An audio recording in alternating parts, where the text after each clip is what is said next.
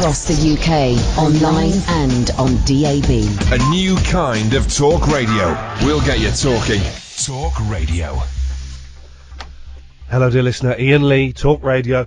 I'll tell you what we'll do. We'll just change things around a little bit. For the first half hour of the show, we'll take calls straight to air. Shall we do that? Yeah, why the hell not? 0844 499 1000. For the first half an hour, we'll do calls straight to air. Partly because I feel absolutely lousy. Here's the news on Talk Radio. Always, there's... Aha, here we go. Let's have a bit of this, shall we?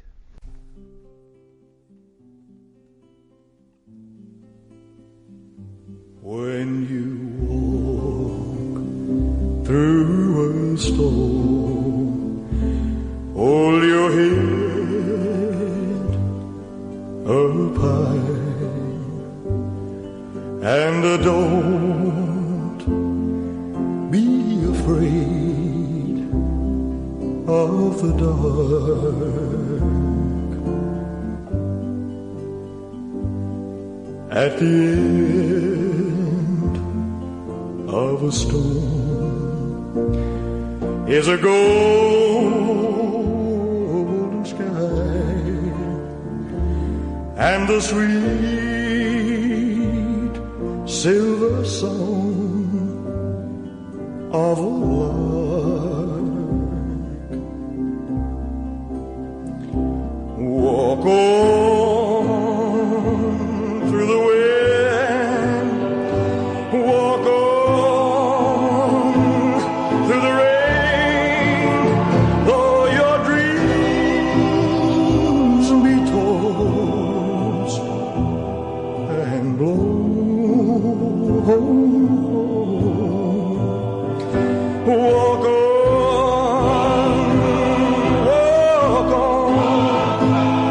with a hope in your heart, and you'll never walk alone. You'll never walk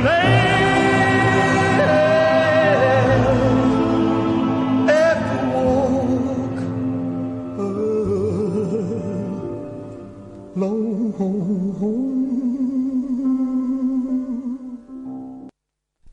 Oh, and that ends rather suddenly. There we go. Never mind. Evening, this is Iain Lee. This is Talk Radio. 0844 499 1000. So what a great day, huh? Your newspapers lied to you. Your government lied to you. Your police lied to you. Here's the biggest one for me. Your ambulance drivers lied to you. What the hell? Line 1, you're on the wireless. Hello, Ian, you right there? Yeah, I'm alright. I've got terrible indigestion again. I've got a stinking cold, but I'm alright. What you got for us? Hi, this is Harry in Salford. I just tweeted you about 10 minutes ago, Ian, asking you for a Frank Sidebottom anecdote because I'm a bit sad tonight. Why are you sad tonight, man? I'm just really fed up with this government, Ian, like, with this child migrant thing. It's depressing. Oh, yeah. So, as well as your government lying to you, the police lying to you, the ambulance drivers lying to you, your newspapers lying to you, as well as that, the doctors, the good doctor folk, going on strike because Jeremy Hunt is they've decided that they don't want to have 3,000 refugee children coming into this country. Well done, guys. Well done, guys. I'll be honest, right now, Britain sucks a fat one. It really does, Ian. You're so right there. I hate this country so much. Well, yeah, at the moment, I can kind of see it. You know, and it's weird because on Saturday I was at the marathon, and I was enjoying the vibe. And people were cheering other people on and shouting their names out and all of these things.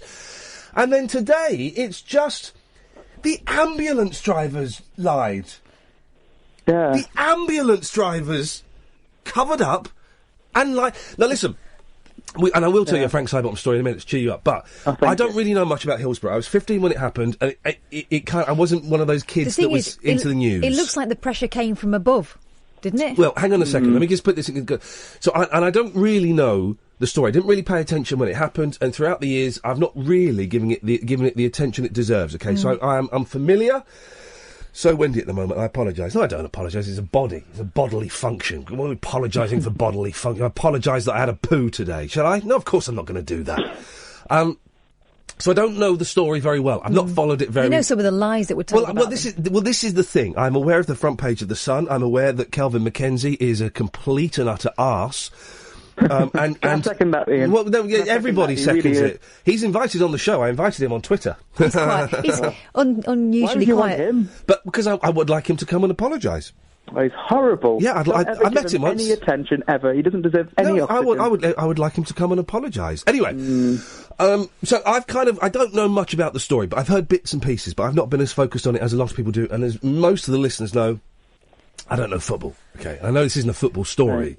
But I always perceived it as a football story. So Bernard Ingram described the football fans, the Liverpool football fans, who, let's remember, are victims and survivors of something terrible that was completely out of their control. Described them as drunken yobs. Yeah. Tanked up yobbos or something on government paper. Yep.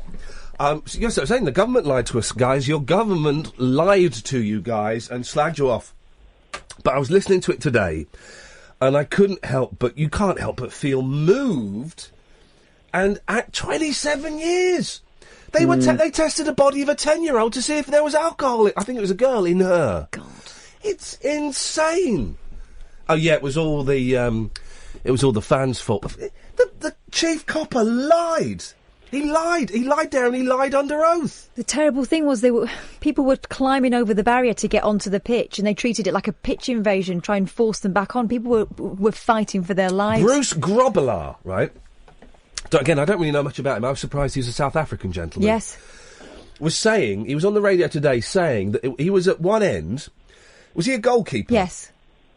And he could turn round and he saw people pushed up against the fence saying, Bruce, can you help us? People are dying here. God. Flipping heck, he's a footballer. He's a footballer. And the fact that our government and our newspapers and our police and our ambulance service lied. Jeez, man. Yeah, maybe those conspiracy theorists have got a thing or two. Maybe they've got a few things right after all. You can cover that stuff up for 27 years. Yes, go on, sorry. I was born in 1993, right? I've got no memory of these fences being in front of crowds at football matches ever. What was the actual purpose of them? Was it hooliganism? I've got no clue. I don't know. I don't really know. It was to stop pitch invasions and people lobbing stuff onto the pitch, I guess. You want a Frank Sidebottom story? Is that all right? Could I have one? Such bad indigestion. It's really hard for me to talk. What would you like to know about Frank? Oh, well, I've loved him for years. My dad used to play, his records for me when I was a toddler. I used to, listen, what were those two ones he had? Those, the ones that he released with, in a week of each other. Do you remember them? The albums he did? Yeah, those ones. The first time I met him, right, because I was a big fan when I was about 15, 16, then I kind of lost interest as I grew up. And then I was hosting a show on LBC, it was about 12 years ago, and Frank was kind of making a comeback. He was back on the scene. And I thought, Frank Sidebottom, that'll be fun. Let's get him on, right? And he rocked up to the show. He was late. And unbeknownst to me, he said to my producer at the time, Agent Chris, should I go in with my head on or off? And Chris went, put your head on. He wants to see you with the head. Genius. And it suddenly, Frank Sidebottom comes in, and I'm 15 years old again, and I'm sat there, and he was there for an hour, I think, for the whole hour. He was Frank Sidebottom during the breaks, didn't come out of character. Then right at the end, when the show had finished, he went, is that webcam working? I said, no, it's not turned on. He went, right, you're going to hit me now. And he unscrewed the head and pulled it off, and that was the first time I ever saw Chris Seavey underneath it. Chris Seavey. Oh. He's a legend. He's a legend, Frank, and my boys really love him. And I wish he'd lived long enough to have met my boys, because they would have found him hilarious. I'm so good I never got to meet him, because I grew up in Northumberland, in the northeast. I moved to Salford. I've been to Timperley 4 times to see the statue. Wow. Have you ever been to the statue, Ian? I've not seen the statue. I'm going to do it one day, definitely. I've seen a rough cut of the Frank Sidebottom documentary. In fact... you're so lucky. Steve Sullivan's film. Yeah, in fact, I'm going to email Steve and see if we can get him on. Please get him on your show. If not tonight, we'll get him on one day next week, maybe, because... We spoke to him at the other place, didn't we? Yeah, it was great. No, we didn't. We spoke to Mick Muddles, who'd written the book. Who was also brilliant. Steve is doing the documentary. I'm going to email him during the break, and we'll see if we can get him on. Brilliant. Please do. Ian, you would love visiting Timperley, because it's like his ultimate joke. Is Timperley Aquatic? Is Timperley Aquatic still there? Is Timperley quite? Probably, I'm not entirely sure. I haven't visited it that much, but there's nothing else in Timperley apart from that statue. It's just like final joke. Oh, I put a few quid. I put a few quid in that far. I got stakes in that statue. Thank you for that. Line 2, you're on the wireless. The big double-issue TV Times for Christmas and New Year. It's your guide to 2 weeks holiday programs on ITV and Channel 4. The big films, more than 80 of them. The big shows like Torval and Dean's Eye Spectacular. Drama, comedy, music, it's all here. Play £200,000 winning lines. Line up this free model Rolls Royce. Get an initial start to the new year and collect a free chain. Our holiday bonus could give you £200. Have a Merry Christmas and a Happy New Year with the double-issue TV Times. That used to be the telly, didn't it? That voice. Adverts on the telly. Sorry, I can't talk for a prolonged period. Some of you will be happy to hear. Yeah, well, these tablets. Adverts on the telly used to be rubbish. Yeah. You know when they do spoofs, they don't do it now. So the young people, if you're under 25, won't know what this means. But they used to do spoofs of adverts at the cinema. Come and have a delicious curry at the Tandoori at number 52, the High Street. Yeah, maybe round the corner. Where Iqbal will be serving, will welcome you, and his lovely wife Shaina will be all of that. And it wouldn't be. It would be still photographs. Yeah, it'd be photos with the flock wallpaper. TV ads used to be like that. I found this corner unit on YouTube. I was watching Gary Glitter videos, and there was an advert. It was a Thames advert for his show, A Slice of Saturday Night, which I went to see. I was 17, so 1990. Even in it was still photographs. Come and see Gary Glitter in a new musical theatrical production, A Slice of Saturday Night. But do you remember that video? Of course you remember, it was yesterday. You showed me that video of Gary Glitter opening up his sandwich shop. What did he call it? The leader of the snack. The glitter bar, the leader of the snack. But it doesn't work because his song was Leader of the Gang, and this was upsetting me all night. I couldn't sleep because I was thinking, why did he call it Leader of the Snack? The leader of the pack. Yeah, but he was the leader of the gang. So I was 0844 499 1000. We'll take calls straight to air for the next 15 minutes. Then we have got a guest coming on. So I spent all night trying to work out what he should have called his shop, and the best I could come up with was Leader of the BAP. Oh. But then that's still like Leader of the Pack. What? I know what he should have called it. The Feeder of the Gang. Yes. Of course he should have done. All we need to do One of his many mistakes. Well, yes. One of the less serious of his mistakes. Well, that business didn't last very long. Well, but what I was going to point out was that was the 90s, right? And I remember the 90s, and I remember it feeling like it was... Well, I remember when 90s was the days we were in, right? Yeah. I don't remember it being the 80s. When you look at it on film, it was the 80s. Yeah. That happens, man. That happens. 0844 499 1000. So let me just get this straight, guys. Let me just get this straight. Today we found out, in a court of law, the government lied to us. Newspapers lied to us. The police lied to us. And ambulance men and women lied to us. They lied to us. Isn't that outrageous? And it makes me think that a lot of these maybe these conspiracy theorists are right about other things. Because, I mean, like the flat Earth. Well, in recent times, it's been pretty obvious that Hillsborough was a cover-up. It's definitely the last few years. Yeah, but for the first few years, it didn't sound that way. And it was only thanks to a number of really determined individuals who wouldn't take no for an answer that it ever got pushed through. Look, and Kelvin Mackenzie, Don't Buy the Sun. There's lots of people in Liverpool who haven't since then. And then there was that Spectator piece that Boris Johnson didn't write, but he was the editor of the Spectator. He was the guest editor when that was in there, I think. Yes, Line 1, you're on the wireless.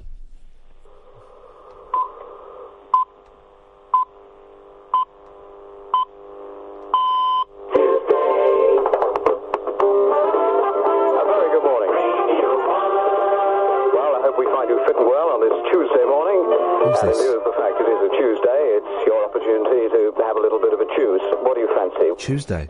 Who was that? Was that Radio 1? I've heard someone else doing a Tuesday. That sounded like Jimmy Young. That wouldn't be Jimmy Young. Who was that? Don't know. I can tell you who it wasn't. Well, I'm worried if they're on the list or not. Don't hear about the list anymore, do we? No. That trail's gone dry.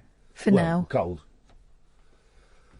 For now, there'll be more. OK, so what's going to happen tonight? And it's weird, sorry, because I've got this terrible indigestion, so as you can see, I'm struggling. Yes. The shows are weird, but there's nothing in the papers today. I've got 4 things. Go on. Jeremy Hunt, Chris Bonington. They're all people. It's interesting. Yeah. Chris Evans and Prince. Chris Evans. 2 Chris's. Chris Evans. Not Chris Evans. Prince. How can I get those two confused? How can I? Well, was having Daft Lemmy tweeted a very funny thing. Did you see that? There's a news report. Let me read it because it's quite interesting, right? About Prince. Right, you'll like this. Not a lot. This is from I don't know what website. Prince also suffered from chronic money problems. Right. His remaining $150 million will be split amongst his siblings. I'd like that kind of problem. Money problems. Chronic. Really? Chronic. Prince, are you sure? Wow. You sure? Anyway. 0844 499 1000. You can talk about Hillsborough if you want. I imagine that a lot of people have had their fill of it for the day, and I don't mean that in a disrespectful way at all. I just mean in terms of the listening. It's been saturation, hasn't it? And people want to come to this show and have a laugh, and that's fine, and we can do that. And I'm also very comfortable, actually, now with talking about that and then taking a phone call from someone farting down the phone. Do you know what I mean? Yeah. Because our listeners will understand that that's just the way it goes, that we kind of do these clunky gear changes. But ambulance drivers, that's the one. That's the one that gets me. But I can only think that they were leaned on. I mean, maybe that's just me looking for the best in people. No, mate. We've seen it firsthand on a much smaller scale. Arse covering. Yeah. Arse covering of just, I don't want to lose my job and I don't want to get in trouble. But they would have been overwhelmed as well because they weren't getting no direction, were they? There was a senior police officer today saying he thinks that today's force, a junior police officer would have been able to tell the bloke in charge that he needed to sort it out. But I don't believe that's the case. Don't give me that, because when we were at local radio station, we covered stories of coppers lying about stuff. Of coppers, or just not telling. Of coppers, or of colluding with each other, so they were all telling the same story. Yeah. Is it the I want to make sure I get the right story. Careful. The Farouk Ali story? He was the gentleman who was autistic, I believe, and did those... They've been... You better check it. Let me just check. I believe... I think they got sacked in the end. Got the sack. Let's just after check. being suspended for quite a long time. But that was an internal police investigation that led to being sacked. There was no criminal proceedings brought, were there? Here we go. Sacked. Yeah. Here we go. 2 police officers have been sacked after they were found guilty of gross misconduct over the way they dealt with it. Basically, there was an autistic fella out. He liked to watch the bins being collected. Watching the bins. He was standing outside his own house in his slippers, right? They came and roughed him up a bit. And probably used the P word. Well, this is it. And there was a video that no one's seen. The video was filmed within the police car, and that seems to be what it's hinged on. They were accused of laughing as they drove after Mr. Ali, who was walking in the street. It's what they did in the car that's got him sacked. Yeah. And they lied. They lied to cover their arses. So this mistrust of the police. And I have respect for the police, and we were out at the weekend. But it was the police that caught those 2 guys in the end. Oh, do you know what I mean? No. What I'm saying to you is, the fact is, those 2. No, listen. Those 2 went to court, and there was criminal proceedings for roughing him up. They were found not guilty. It was the police that carried on an internal investigation that found. Yes, it was. It was the family that kept pushing the police to do it. The police would rather that had totally gone away. No, but what I'm saying is, it was that investigation that got them sacked, which the family had to push for. They did push for it. Yeah. The police didn't go, tell you what, they didn't get done in that case, so what we're going to do is we're going to keep on doing this. It was the family who kept having meetings that the coppers didn't turn up to a lot of the time that kept pushing it. Yeah, but, what I'm saying... Angry tonight I'm not sticking up for them. What I'm saying to you is, 10, 15 years ago, you wouldn't have got that far. It would have been, no criminal proceedings, let's all carry on. Well, I don't know if I agree with that. Line 1, you're on the wireless. I like this.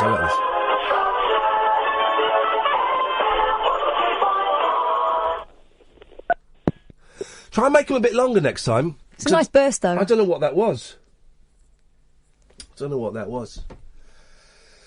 So we should draw up a to-do list. Well, I would call it a list. Let's draw up a list, okay? All right, go on. Okay, so who are we going to put on there today? Simon Heffer is going on there. He wrote that piece in The Spectator saying that Liverpool should get over it and they're all scumbags, basically, right? Boris Johnson is on your list, okay? Because he was editing it. The police in the 80s? Yeah. Police. Is it South Yorkshire Police? No. Are we going to put them all in? Yep. When was Stephen Lawrence? 91? Okay, police in the 80s and the 90s. There we go. So it's going to be a long list. We're going to compile this list. And we can put other people on there as well. These are people we can't trust anymore. Calvin Mackenzie. Right. I've worked with him. And? He was horrible. Mm. Yeah. 0844 499 1000. The cat killer. All right. Of which more shortly? We're speaking to Tony later on, aren't we? Yeah. A little bit. All right, fine. If you want to add anybody... I thought this show was supposed to be about positivity, peace and love. Jeremy Hunt. Okay. Maybe not tonight. I got a cob on. Yep. My country's lied to me, and I'm genuinely... I'm in shock. I am Do you know shocked. what? I'm not shocked anymore, and that's sad. Line 1. Good evening, Iain. Good evening. How are you, sir? He's got a cob on. Let me guess, Hillsborough. Yeah, do you know what? It's not a story I'm particularly familiar... Have you been listening to the show, Alan? I have. And I can tell you who that DJ was when they said Tuesday. Oh, yeah, go on. It was Noel Edmonds. Tuesday. Smug... Right, Edmonds is going on the list. Edmonds. What for? I can't trust him. People Do you know we what I can't don't trust? Yeah. His beard. Yeah, Edmonds. How come that's getting darker? His beard gets a separate one. Edmonds, his beard. I've got another one on the list. Go on. Calvin Mackenzie, who was the editor of The Sun at the time. So you've not been listening, because I've got his name down. Caddick's going on the list. I'm compiling the list, and he was the top of the list. Caddick, you're going in. Caddick, you're on my list. Oh, dear. Oh, dear. It's not... Do you want to hear the company you're keeping? Simon Heffer, Boris Johnson, the police in the 80s and 90s, Kelvin Mackenzie, the cat killer, Jeremy Hunt, Edmonds, his beard, Caddick. What a list. Gosh. How does that make you feel as a person, Caddick? Well, yeah, there we go. Line 2, you're on the wireless. Hello? Yep, you're on the air. Oh, already. This is Happy Tree. Hello, Happy Tree. What you got for us?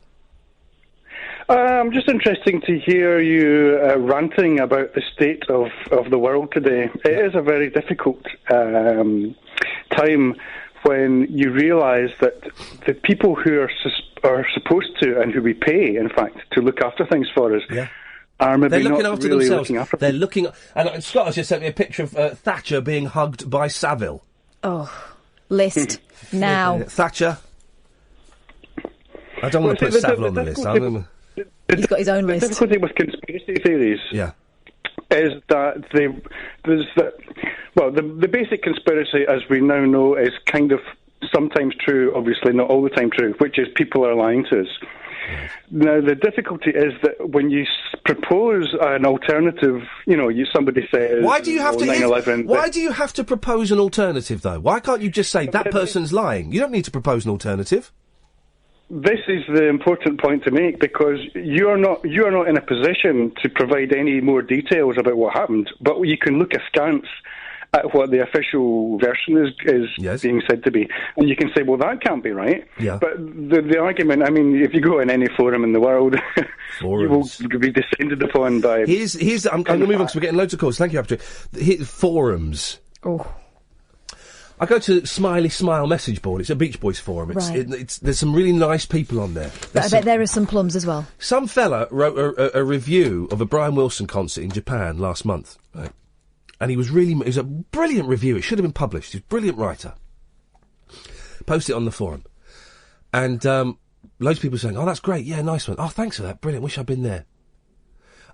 Could we move this to the Brian Wilson Pet Sounds 50th anniversary tour thread, please? It just makes things confusing. Sorry, what? And someone went, what? Yeah, could we... And then someone else chimed in, yeah. Could we move it to the proper thread, please? It makes it confusing for people. Could they move that to the moaning thread? Could you move that up there?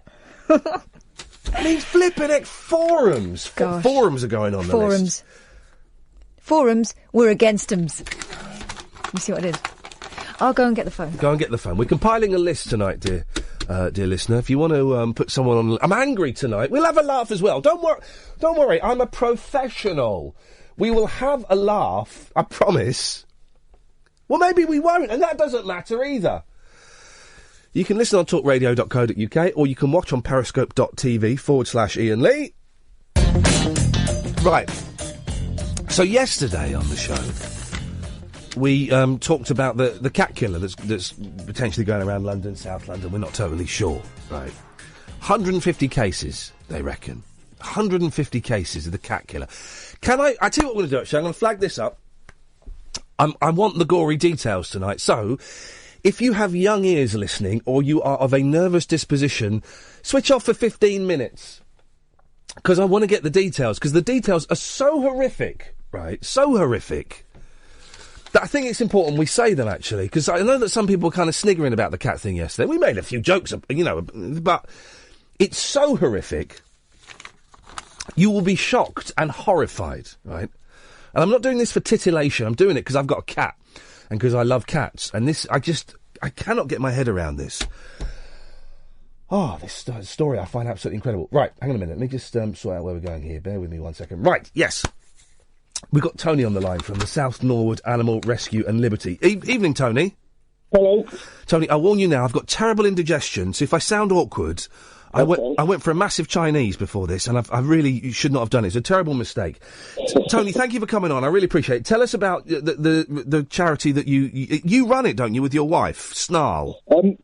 She's not actually my wife. She's my partner. Okay, thank you. And we're not actually a charity yet. We are applying for charitable status, so that's being processed. But we basically run a small animal rescue between our two homes. We live about 5 minutes apart, and it kind of works for us because, if we have an argument, we can go back to our own homes. You've got separate homes. This is fantastic. Yeah. This is the dream setup, Tony. Yeah.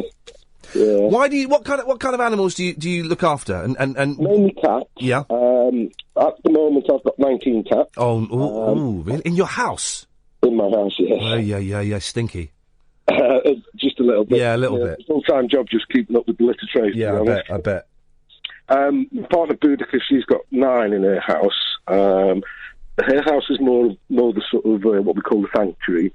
It's for older cats, ill cats. She's got a couple with FIV, the sort of cats that are difficult to rehome. Yeah. In my house, I've got 19. 3 of them I call my resi cats. And the rest are all up for rehoming. And where do you get these cats from, Tony? Well, a mixture of... basically, people contact us. The most recent one I picked up, the lady had some rather unfortunate lifestyle circumstances happened to her, and she basically left and went back to her mother's. She had complications and all sorts of stuff I won't go into. It turned out the poor cat had got left for a week before a friend had managed to was able to get the keys and go in and feed it. And he called me up and said, "Look, can you take this cat? The owners basically can't have it back. She's moved on. I can't keep coming down to look after it." So I went to collect it. And when I was driving back, I had this awful, horrible feeling. Which suddenly dawned on me. I thought, bloomin' heck, apart from vet visits, this is the first time I've gone out to collect a cat that's still alive. Yeah. For ages.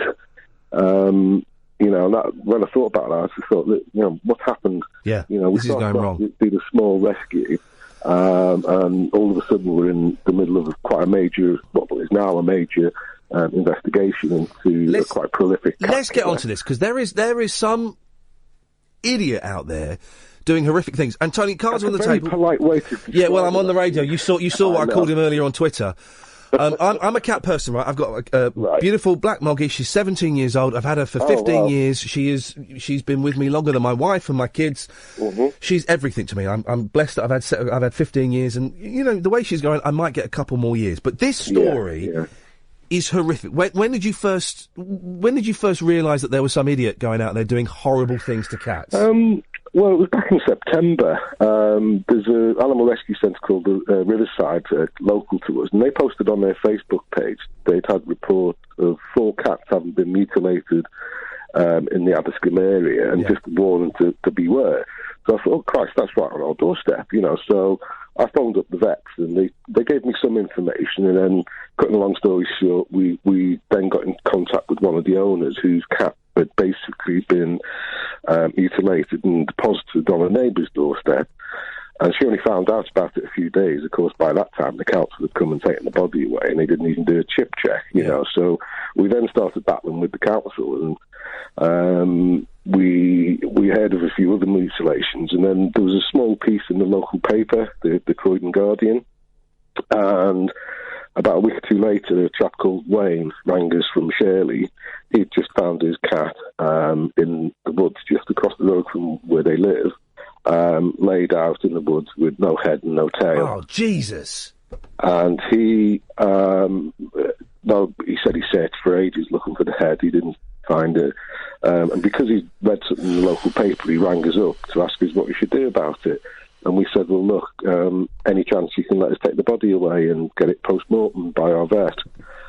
Because at that time, the police were unable to do anything. I mean, it's unfair if I say, well, there was a bit of disinterest, you know, it's just a cat. But really, it was more, well, we've got no evidence. And also, you know, it's really the RSPCA who are down to investigate animal cruelty, etc. So we didn't really expect the police to come on board in the way they have now.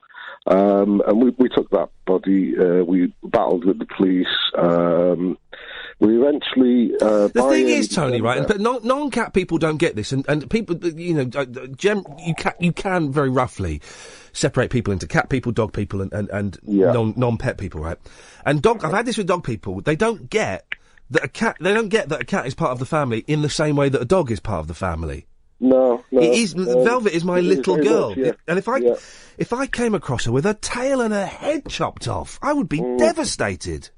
You know, imagine if it was on your doorstep. And that's what this person is doing as well. You mentioned this Wayne chap. Not all cases, but quite often it's on the people's doorstep or a neighbour's doorstep or in the driveway or something. Sometimes it's in the middle of the pavement in areas where, you know, there's a lot of footfall. There's been a couple of cases where it's been in school grounds. Oh, man. You know, so all the kiddies coming to school in the morning.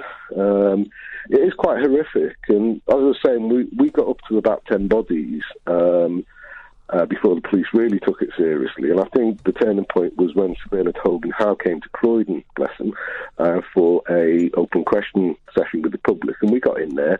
He was horrified. He hadn't heard about it, and he gave the Croydon Commission a bit of a, why haven't I heard about this? And then he went on to say, you know, of course we must take this seriously because it's well documented that people who harm animals in this manner often move on to humans. And I think that was a turning point in terms of the police actually becoming involved, because, as I said, it's not their role to investigate animal murders. That's really down to the RSPCA. And a short while later, we got the RSPCA on board. I'm not going to criticise them. They're a very busy organisation. They do very good work. But obviously a live animal in danger is always going to be a first priority. And their policy has always been that they wouldn't carry out a post-mortem on an animal unless there was a suspect. You know, for example, my next-door neighbour's poisoned my cat. So they do an autopsy, find the poison, maybe find the poison in the shed. It's quite a common thing. When I was doing local radio, we had a few stories of people poisoning pets. In the paper yesterday, Tony, it said that you reckon, I don't know if it was you, they reckon there is about 150 cat victims. Yeah, sadly. What we've actually got, in reality, the first 10 bodies were examined by our vet. Now, the RSPCA said that evidence may not be admissible in court. However, he confirmed that all 10 had been killed with what's described as a blunt force trauma. Now, there was an article that said that, consistent with a road traffic accident, there isn't someone driving around London mowing down cats and then chopping them up.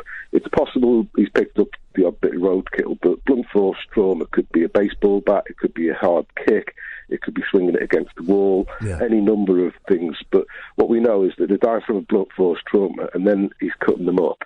And he's either taking the head and the tail, sometimes just the tail, more often the head. And we've had other ones where cats have been sliced in half.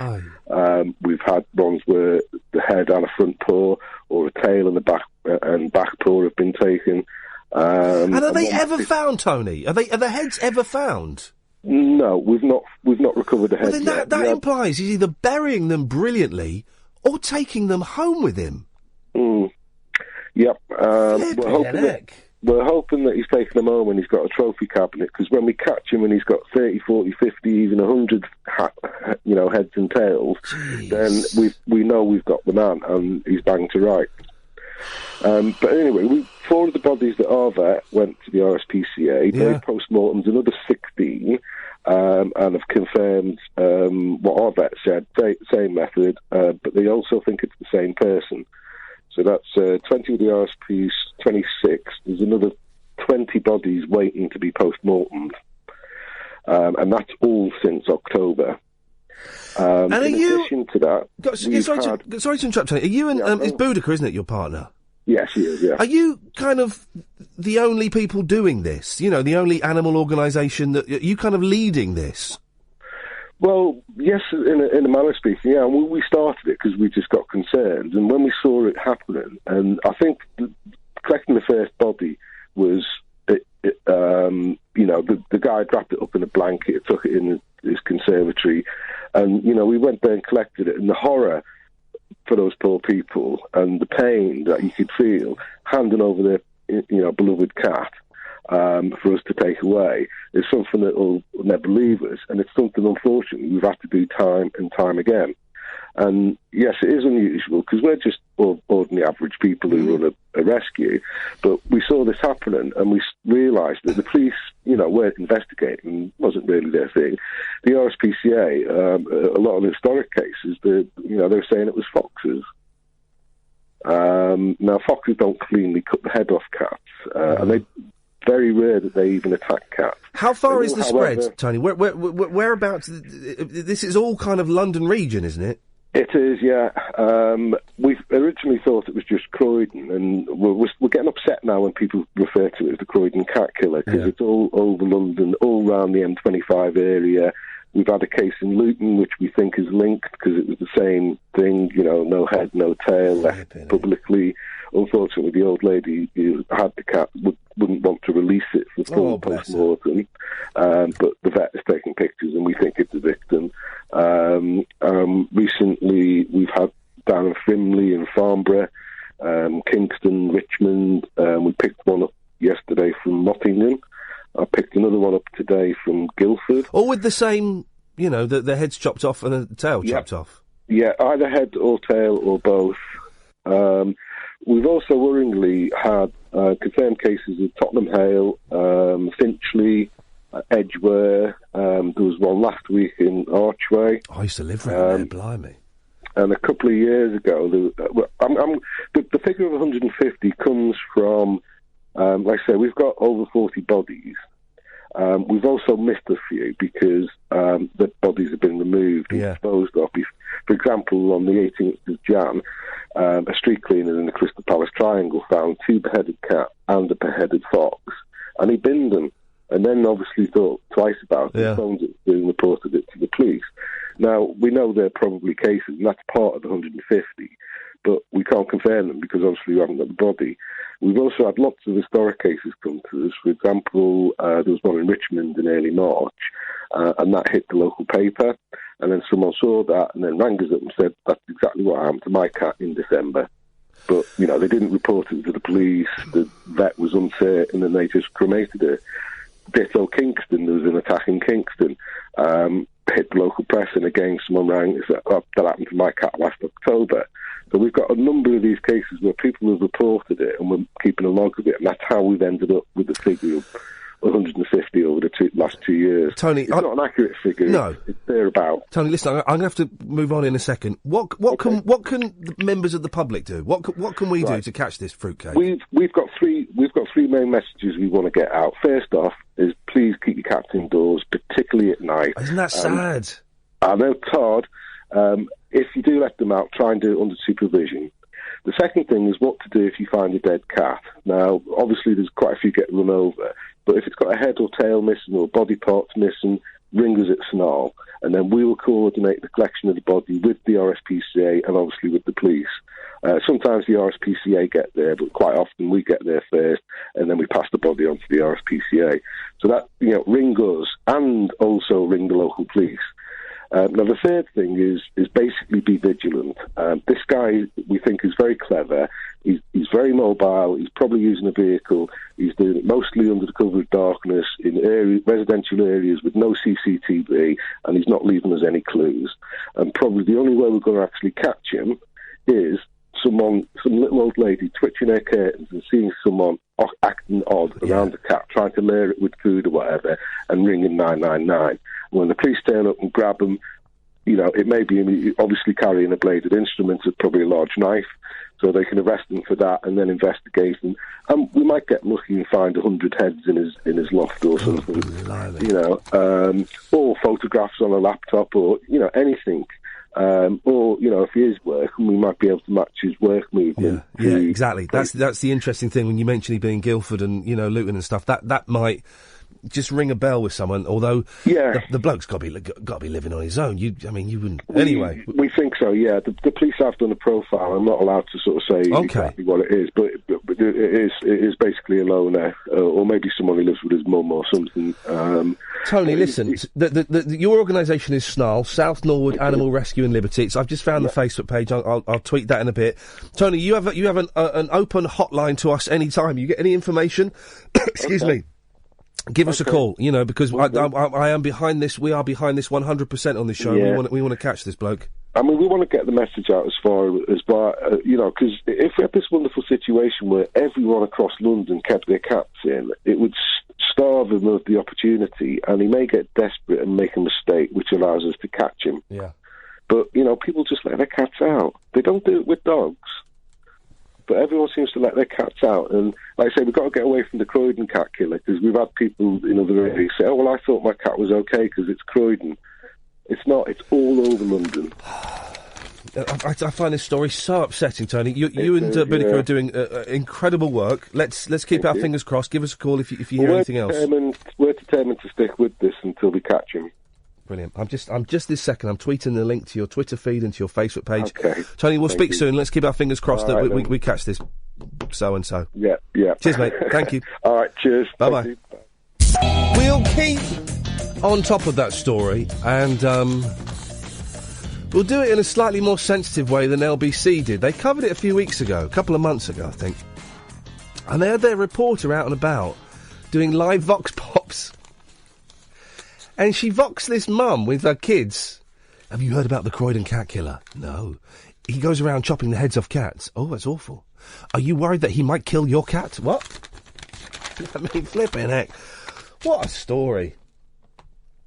What a story. 0844 499 1000. We're compiling the list of people we don't trust. So far we've got Simon Heffer, Boris Johnson, the police in the 80s and the 90s, Kelvin Mackenzie, the cat killer, Jeremy Hunt, Edmonds, his beard, Caddick, Thatcher and Forums. Dennis is on the line. Yes, Dennis.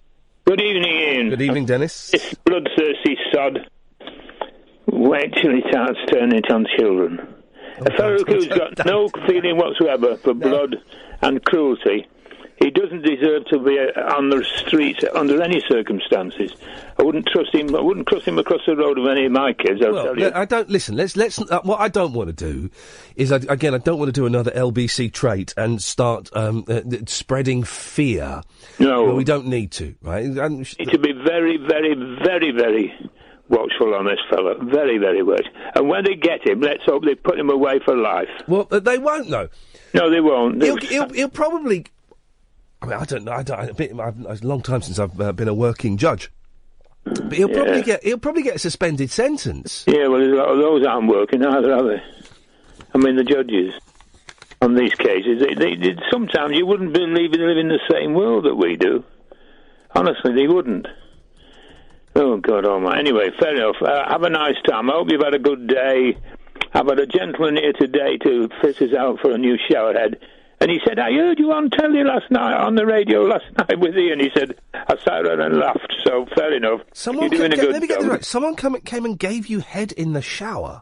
No, he came to do this. He came to lay out the thing for the shower. Someone and he laid said, out for you in the shower? Sorry? Someone laid out for you in the shower. Were you sprayed? No. He's laying out a shower for us. The engineer, and he said, I heard you last night. He suddenly realised my voice. He recognised my voice for the first time, which is not unusual. You're a celebrity. I know, isn't it terrible? Isn't it terrible? You did it, I'm afraid. You did it. Don't blame it on me, Dennis. I'm waiting for Saturday night. I told him about Saturday night, and he's waiting to see you as well. Saturday night, my celebrity point list will be on. I'm assuming they'll cut out all the chat about me working at the BBC, because that's where I was. Thank you, Ed. That's where I was when I recorded it. And the two people who came and picked me up and took me down to the library that time, they're coming over to see you on They're coming to see me Sunday, but they were watching you on Saturday night. Oh, there we go. Well, I'm glad to hear it. Dennis, nice to talk to you, mate. Take care. Bye-bye. Ta-ta. God, I'm so windy. Kath, come in here. Adam! Hello there. I was trying out to put Postman Pat on the list. Go on, tell me about Pat. He's useless. He can't deliver anything. Anything that he's given is lost, broken, damaged. He's always having to round up the villagers to help him go and collect some mail that's blown away or a sheep has eaten. Absolutely, and it's a fairly basic job that he's given. I'm not saying it's an easy job, but normally he's only got one thing to deliver each day. Yes, and a helicopter now. Yes, exactly. A helicopter. He's over-equipped. And a surname. Things he doesn't need. He's always had a surname. No, he hasn't. Yes, he has. No, I thought Pat was his surname. It was Postman Pat. Yeah. Mr. Pat. Oh, you told me. There's no one's called Mr. Pat. You're going to tell me next that Mr. Ben is Ben. No, he's Mr. Ben. Yeah. So why is Postman Pat? TV shows from the 80s. Stop. Sorry. Stop right there. Adam, you've reminded me of someone else we can put on the list. Go on. Stephen Mangan. Oh, no, he's so likeable. Stephen Mangan is the white Idris Elba. He's so likeable. No, he's not. He is. He's charming. He's a poor man's Steve Coogan. How does that man get work? And what he is, he is your Lauren Laverne, right? Go on. They're both perfectly nice individuals, perfectly talented. I resent her because she's stolen my life. You resent her because she asked me out once. I resent her because she's stolen my life. You resent him because he's getting better jobs than you. No. We need to celebrate rather than hate these people. He's not getting better jobs than me. He's done some rubbish called Houdini and I don't even know what the other... I don't know. Have you seen episodes, Adam? No, I've avoided it, actually. It's rubbish. Now, more importantly, though, I've checked. Postman Pat's surname is Clifton. Yeah. I know. The power of Google. It disgusts me. Yes, I know. He spends half his time at home as well. Well, postmen do. If it was an accurate portrayal of postal life, he would be wearing shorts. Yeah. Postmen wear shorts, don't they? All the flipping time. And postwomen. My postman's called Sharon. I've never seen a postwoman. Well, you can see mine if you want. I'll take a picture of her next time. She's very good. That's weird. Why? You're gonna stalk your postal worker. Sharon knows us, right? Sharon knows that if I'm not in, she can take stuff round to my mum's, or if not, my in-laws. My fella, I think his name is Rich. I give him a tip every year, and he gives me a Christmas card. How much do you tip How much do you tip Sharon? I haven't tipped her. Well, shame on you. How much do you tip your postal worker, Adam? I'm not even convinced they've got the same postman every day. Wow. I wouldn't know. They keep taking Sharon off, and I think it's because she gets dobbed in by people. I like her familiar attitude. I think other people may find it... So you tell me Royal Mail keep bringing Sharon off? Yeah. That is outrageous. I don't think my postman... I can't remember a time when I've seen him brought off. Mm. Does he put things in the bin, though? He has we have a safe place. We have an arrangement. If there's a lot of stuff, he'll put it in a sack and he'll put it over the wall. Exactly, right. And I like that. You like that. I like the fact that she'll take stuff down to my dad's if I'm not in. But some people will moan about that, and then she gets done. Well, here we go, Adam. This is it. How are we getting there? Go on. So today we learned we can't trust the newspapers, the government, the coppers, Postman the Pat. ambulance services, or the postal service. I'll tell you for why. Go. What are those big red wheelie things they push around? and then they leave them tied up on lampposts overnight. You just reminded me of something else I was going to do. Go on. What are those big things? What big things? The big red... The big trolleys? Red trolleys. Yes, because they don't have bikes anymore because of health and safety. Yeah, health and safety. They can't carry a great big sack around, so they have to have this special trolley thing. Here's the thing, and I was thinking this as we were walking back from the Chinese. Right. I wonder what you were thinking. I was thinking a good one. I was thinking a good one. Isn't it? It shows... Okay, I can... There is hope for this country yet, and I'll tell you what it is. Tell me. I have never heard of anyone... Oh. Putting a poo in a letterbox. I've never heard of it. I've never heard of anyone... Have you ever heard, Adam, of anyone putting a poo in a letterbox? No, but I've thought about it. Yeah, the problem is the logistics becomes a little bit difficult. Well, you'd have to poo in your hand. Yeah. You couldn't just do it direct. Or a jiffy... You know, you need a bunk up, and who's going to give someone... Give us a bunk up. Yeah, sure, what for? I'm going to poo in there. No, thanks. That's why they're the height they are. Or you could poo straight into a jiffy bag. But then tip it out. The thing you were supposed to do was you're supposed to set them on lights and then leave them on the doorstep. You're supposed to do that so they stamp on them. But you would think there is an open slot, right, that's got tons of important letters in it. You would think that you would find poos or dead pigeons in there. Or even if you scraped up a poo from the street and you just put it in there, more often than not. Wow. Wouldn't you? Or someone... No, because I can imagine being drunk and my mate giving me a bunk up and me peeing in there. You couldn't do that through mine because my letterbox has got like one of those moustaches. Post boxes I'm talking about. Actual post boxes. Post in the street. Yes. Yeah. What? I thought you meant a letterbox. Did you, Adam? Right, Adam. I thought, what kind of pervert is he? Absolutely. Adam. Now, Mr. Lee, you're probably tall enough to weave straight into it, aren't you? Adam, I'm sorry, mate. You're on the list now. What? Yeah, there we go. And that's. Oh, that's. There we go. It's on the list. And that's the correct response as well. What? Royal Mail. I'm surprised that more people don't do poos in post boxes. Well, they will now because you've advocated it. Can you take it back, please? 0844. Once it's in the post box, you can't touch it. 0844 499 1000. Across the UK, online and on DAB. Talk Radio. For those about to talk, we salute you. Talk Radio. It's a weird show today, partly because I've realised that no one can be trusted. We're compiling a list of people we can't trust. You can call in about anything else you want as well. 0844 499 1000. The way it worked for the next hour, I was thinking, taking calls straight. Let me think. Maybe let me think. I'm thinking. There's just need the vibe to settle down. Here's the news.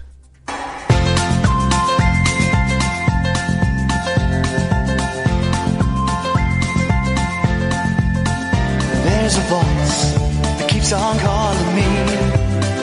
Down the road is where I'll always be. Every stop I make a new friend. Can't stay for long, just turn around and I'm gone again. Maybe tomorrow I'll wanna settle down. Until tomorrow I'll just keep moving on.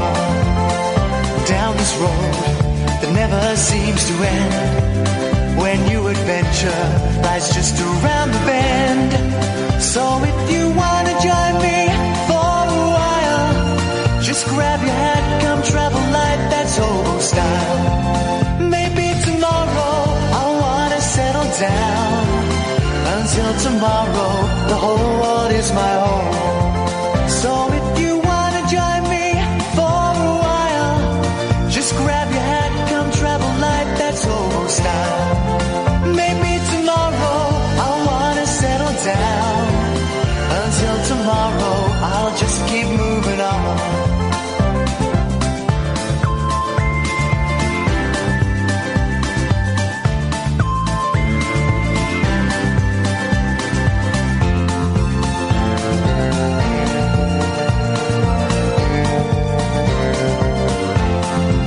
Maybe tomorrow I'll wanna settle down. Until tomorrow I'll just keep moving on. There's a world that's waiting to unfold. A brand new tale no one has ever told. We've journeyed far but you know it won't be long. We're almost there and we paid our fare with a hobo song. Maybe tomorrow I'll wanna settle down. Until tomorrow I'll just keep moving on. So if you wanna join me for a while, just grab your hat, come try.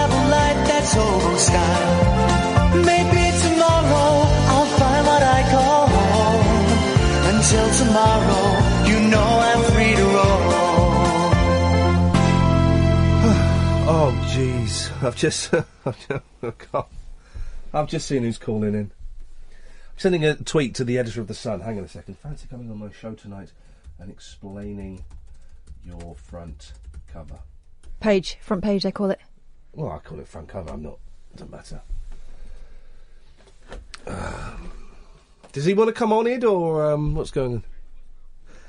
In many ways, that's the best. That's for the best. Right, we got a right old one that's called in. Oh, really? They're all coming out of the woodwork. What, from the olden times? From the olden times. Yeah, not feeling very well, guys. So we can have a weird vibe on the show. That's fine. Do you want to can you keep trying it, please? And that's fine. Mm-hmm. You know, it doesn't matter. Weird vibe yesterday, weird vibe today. I don't feel very well. It's great. So the front page of The Sun. I'll believe it when I see the front page. I'm aware how easy it is to mock something up on the internet, so maybe it's a mock-up. But it's not about Hillsborough. There's a surprise. There's a surprise. It's something about David Cameron using WhatsApp. Which, of course, is what everyone's talking about. So David Dinsmore, the editor of The Sun, follows me. So I'm always a little bit wary about slagging off The Sun. Mm-hmm. But I've just said, David, you fancy coming on my show tonight and explaining your front cover? Yeah. I'd be interested to know what He came on Three Counties once. Yeah. Be interested to know the decision-making process. And also the decision-making process in still hiring Kelvin Mackenzie as a columnist. Mm-hmm.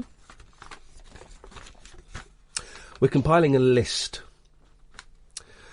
Simon Heffer, Boris Johnson, the police in the 80s and the 90s, Kelvin Mackenzie, the cat killer, Jeremy Hunt Edmonds, his beard, Caddick, Thatcher, Forums, Postman Pat, Stephen Mangan and Adam. It's not this year's Celebrity Big Brother. It's a list. Oh, man, do we take this? Go on. What's the worst that can happen? I want you to take this call. No! Yeah, I want you to take this call. Why? Because I can't talk to this person. Why? You come and sit here. Oh, no. You come and sit here. You know where the dump button is. He's on fader 1. Oh, don't. It's fine. Honestly, trust me. Really? Yeah, I'm gonna no, listen. Don't leave me, though. Just go and do it. He's on fader 1. You know it's not going to work now, don't you? It'll work. Oh, blimey. Fader 1. Hello, line 1. Hello, it's Noel Taylor, the inventor. Excellent. What have you invented? I've just invented Paradise Earth. To start with, everybody will need to donate their faeces to be shipped into deserts using a rudimental toilet. And everyone will be self-sufficient with 10 acres of land and their own 1-acre oasis. Initially, it would be for the rich, with the surplus money going to the poor. Blacks would be the master race. The present kings and queens will stay, but with 144,000 new kings ruling. Right. First of all, I will flatten the deserts with earth movers and the aid of Google Earth. Right. Then I will build walls. Next, we will dig oases. Oases. Fourthly, oases. Yes, sorry. Fourthly, we would erect buildings. Mm-hmm. We then will put the excrement into the sand to make a garden. Then we will plant the seeds. Yeah, it's mixed with sand to form soil. Seems reasonable. Yeah, then we would plant the seeds and finally populate and add animals. There will be no crime, no time, no dime, no rhyme, police, no politics, no pollution, no recycling, no religion. Hang on, you're recycling no poo. Hate. You wouldn't need, recycling poo to a degree. All right, so some recycling then. You need to rejig your rules. Yeah, all right. No religion. Right. No hate. Mm-hmm. No depression, and no schools. Everyone will have a white mansion house with the solar panels and backup batteries there will be a pool table, there will be a pigsty, a sheep stable, a cattle shed, and a chicken pen. The house will have 7 bedrooms, a lounge, a dining room, games room, kitchen, and a loo. There will be a tennis court, a beach, and a helicopter pad. There will be 2 acres of garden with a lawn of 2 acres too. On Paradise Earth, there will be no illness or injuries, and people will live for hundreds of years. Mm-hmm. There will be no roads. All transportation would be by helicopter. An emergency button would be located in the master bedroom, which activates a laser beam aimed upwards, located on the roof. This would be used very rarely. It sounds like you're laughing, but I am a it's bit, serious because I'm stuff. thinking you've got a lot to do there. You better get cracking, Noel. I'm very excited about it. It's that's more or less it, really. There'll be educational and entertainment DVDs. Yeah. A marriage would be by an arrangement by the kings. Right. Arranged marriage by the kings. All right. So, and are you going to be one of the kings, Noel? I'm going to be in charge of it all. Right. Ruling it. I thought you might be. So it's got to be Have you done- got any questions? Yeah. How are you going to do all this within your lifetime? Because that's an awful lot. I mean, obviously you start with the faeces. Yeah, well, in the east, that would be the donation of the feces, excrement. It would have to be into the desert, and then in the west, instead of an oasis, you'd have a lake. And in the east, I intend to do it within 10 years span. So that's pretty good, isn't it? That's pretty good, yeah. And also, a quick question, because you said there's going to be no time. How are you going to arrange that? Yeah. You wouldn't need time. You just go by the sun. Well, that's kind of time, though, isn't it? Well, sort of. You could argue that. All right, so there'll be a bit of time. There'll be a bit of education because you'll have the DVDs. There'll be a bit of recycling. And what it sounds, it sounds thoroughly reasonable, Noel. Let us know how you get on, won't you? Thanks. You sound very nice. What's your name? Clarissa. Thanks very much for calling. 0844 499 1000 if you'd like to join Noel on Paradise Earth. Evening, this is Iain Lee, Talk Radio. Strange show tonight. I've got a cold and my tool is not working at its most effective. My tool, of course, is my voice. And without it, I'm kind of screwed. I've got it, but I'm just really indigestionous and struggling a bit. And I'm really angry. I'm really angry. If you heard the start of the show, can't trust anybody. Your government lied to you. The coppers lied to you. The ambulance service lied to you. I have got a cough, sweet, sorry. The newspapers lied to you. Not all of them, but Britain's biggest selling newspaper, The Sun, lied to you. Kelvin Mackenzie lied to you. Well, any surprise there, really? The front page of The Sun today is not about Hillsborough tomorrow, son. It's not about Hillsborough. It's about David Cameron using WhatsApp and a bit of Rita Ora boob. That's it. Flipping outrageous, isn't it? And today, Jeremy Hunt lying about doctors. And doctors going on strike. And we are being encouraged by more and more news outlets to hate doctors. They're doctors! How can I hate the people that cured my mum's breast cancer? They fixed it! Didn't have to operate. They thought they were going to operate. She was all ready for the operation, actually. She was all gowned up, ready to go. And the surgeon went, I'm terribly sorry, I can't find the cancer. We'll have to scan her again in a couple of weeks. I was quite angry until they scanned her and they went, well, it's gone. They fixed my mum. They fixed my little boy. Do you know what I mean? How can I hate those people? Some slimy little toe rag, though, goes from one place of work to the other place of work, 50 yards, in a cab, so he hasn't got to go near striking doctors. I can hate him. I'm really angry. This country sucks. Gatford. I've got some anger this evening. Go on. Restaurants that play music too loud so you can't hear a conversation with people sitting at the same table as you. Yep. I understand that you need ambient music. Yep. But I was in a place today, I shan't mention the name, because for fear that they might one day... Weatherspoons. Weatherspoons. No, it's a popular Portuguese chicken place. Nandos. Yes. The Great chicken. was too Great loud. chicken. And Yeah, if they great. send Oh, me, great, if they no, send me Can't- a celebrity black card, then I would respect them a lot. I respect them, but their music was too loud and too bassy, and I couldn't hear the conversation. You I don't was go trying to have Nandos. with a colleague. Hey, speaking of poo. Yeah. Did you see the scatological again? The KFC in Birmingham. Well, I've never had a KFC. I'm tempted to now. Found there was Never had a KFC? Never had a KFC. I've had the. I remember once being skint on the way home when I was drunk. Please hold. Huh? Gafford? Why has he put me on hold? How has he put me on hold? Hello? Gafford? Sorry, I didn't know I did that. How did you do it? Hang on a minute. No, hang on a minute. I was calling Christopher from West Wickham. How did you do that? It must have pressed my cheek against the iPhone. Well, there you go. I didn't mean to. I do apologise. You've totally. You were talking about KFC in Birmingham. There was poo in the drinks. What? Poo in the drinks. Put them on the list then.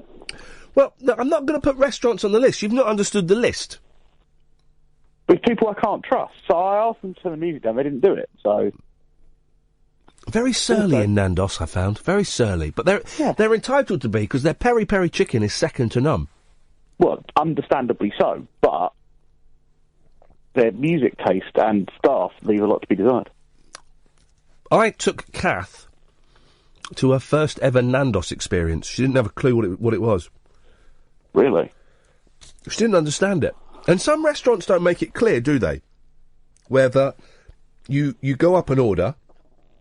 The number of times I've been sat in a restaurant waiting for someone to come and take my order, and you have to go up to the bar, and the number of times I've gone up to the bar, and they said, no, go sit down. Here we go, I know what. Go on. Contactless. Oh, yeah, no, contactless. Apparently, there are people going round with little contactless machines trying to steal your money. No, there's not. There's not. No, well, I say apparently. I have no evidence of this. I have a conversation this evening about it. There's not. It's to get a lead-lined wallet. No, you don't. It's not. That's rubbish. They make up these lies so that we... All right, Howard. I got bored of that sentence, like 3 words into it. I'm angry this evening, but I've not got a focus for my anger other than what's happened to me today. I wish I'd paid... Sorry, I'm in such trouble speaking, Gafford, because I've got this... No, I know, you're struggling, man. You're struggling to breathe. I can hear it. I'm going to go and do a big burp during the news. Oh, you're not going to have to stick your fingers in your throat, I'm going to have to do that. Oh, man. I'll have to do that. I feel for you. Shaka Khan. Shaka Khan. Shaka Khan, I want to touch you. Well, it'll be Shaka Khan. Shaka Khan, Shaka Khan. Shaka Khan. I'm now actually saying Shaka Khan. Well, Doctor... He's gone. Oh, hang on a minute. Yeah, go on. There we go. Gafford, I'm going to cut you off. Oh, okay. There we go. Go on. The one night that Scott chooses to listen live, and I'm very windy, and I can't do the show when I'm windy. Can't do it. If you want to be on the show, 0844 499 1000. You call up, and for the next 40 minutes or so, we will call you back. It's an angry show today, and I think, do you know what? We're allowed to be angry. We're allowed to be angry. After being lied to by the government and the coppers, the thing is, right, the cop, and I do like the police. I say, when we went to the marathon at the weekend, I made sure that I went and said hello to a few coppers. I do that when I've got my boys with me, so that they know that you can go up to police officers. And I said, look, this isn't going to happen, boys, but if you can't see me for any reason, go and find one of these police officers, and they will find me. Right? They will find me. But I'm not surprised about the police lying in the whole Hillsborough thing. It doesn't surprise me. Drink milk. What will milk do? Is that going to get rid of my indigestion? Something needs to. I'm struggling terribly here. We'll sort it out. We'll play a long record or something. We'll play Close to the Edge by Yes. That's what we'll do. Sam's on the line. Yes, Sam. Oh, well, sorry, that was really quick. I wasn't prepared. Hello. What can I do to prepare you? But please don't. No, just don't. I just want to say... Say it. Say it. Say it, buddy. Nothing. Say it. I'm just... Say it, Sam. You make me puke. Say it. Say it, Sam. I don't know what I'm talking about. I just wanted to say hello, really, and just say thank you for... Oh, God, you're still saying that. Say it. I don't know what to say. Say it, Sam. Can I try something on you? Okay. Okay, hang on a second. Let me just try something.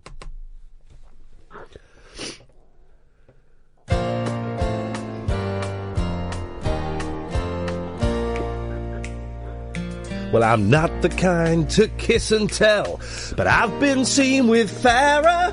I've never been with anything less than a 9. So far, it's too high. It's too high. I'm just checking. Don't worry. When I can sing the Fall Guy theme, Sam, this is my test. When I can sing the Fall Guy theme, that means my voice is back, and we're back in the game. We're back in the room, and we're back up to full speed. Until then, I'll keep trying it. And until then, Sam, we're only working at half power. We're on pulse drive instead of warp drive. Fair enough. There we go. I just want to say, recently... Say it, Sam. This again. Say it. No, I'm trying to. Say it. Right, I'm going to say it, hope for the best. You've been a bit of a, oh God. Say it! I'm trying No hoping, just say it. Talking a lot about mental health and, depression and stuff. Yeah. I just want to say thank you for talking about it, because something that isn't spoken about enough, as talked about, I think, a while ago, well, a couple weeks ago. And I just want to say, on behalf of everyone who's been affected by it or whatever, just good job on bringing it up. And here's the thing, and I'm going to tread carefully, right? Right. First of all, I worry, not massively. I'm actually a lot recently. I've been worrying. I reveal too much of myself. Okay. Must you too. Yeah, right. Yeah, and maybe we do. I don't know. And also, and I don't want to go into detail, because I don't want to shame someone on air, right? Right. But recently, on this show, we have had an incident with, how am I going to phrase this without shaming them or anything? We've had an incident with, someone, not quite telling the truth. Was it on Friday by any chance? I'm not going to give any details, right? Right. But someone not quite telling the truth and using, and I revealed more about myself because I was completely trusting of what they were saying, and actually they were making things up. And this person has now got quite angry with me, and has been sending me abuse on Twitter and stuff like that. And it's fine. I'm not worried. I'm not going to kill me or anything like that. But it's really peed me off, right? It's really peed me off, and it's really upset me that I have shared something very intimate with someone on air, to have that kind of abused and flung back in my face. And it makes me think, well, I should probably hold back a little bit from some of the stuff that I share on the radio.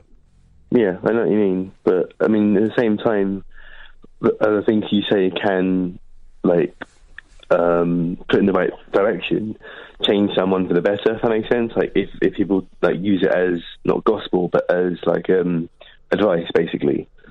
I've said things on my in my videos that I thought was correct, and I told people, don't take my advice as, gospel, but use it as, a sort of, I don't know, something to key your imagination or spark a flame, if that makes sense. But all I can do, guys, is I can share my experience, my strength, and my hope.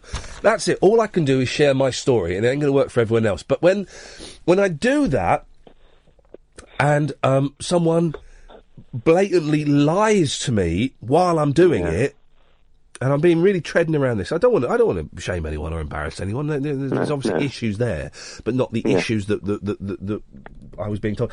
And it carries on off air in terms of lies being sent to me in emails and fake email accounts and fake Twitter accounts set up. I just think maybe I should just... Go on. Does it affect your daily life, though? Like, you know, I know that, like, you know, taking your work home with you, whatever, but like, some of the stuff that was said in these emails affects my daily life, It affects my balance. Yeah, because I mean that's when something like can really, really, you know, like bug you. 'Cause obviously, you know, yes, there's work problems. That's fine. I mean, it happens to everyone. But when it, you know, takes it home with you, it always kind of makes it seem like it's the worst thing to happen to you. My message to you is just, you know, try and not take your mind off it, but realise that, like, I don't know, I'm not very good advice, like straight to the point, but you know. Plenty more fish in the sea. Sam, you've got a wise head on your bodies. Well, you're 22 or something, aren't you?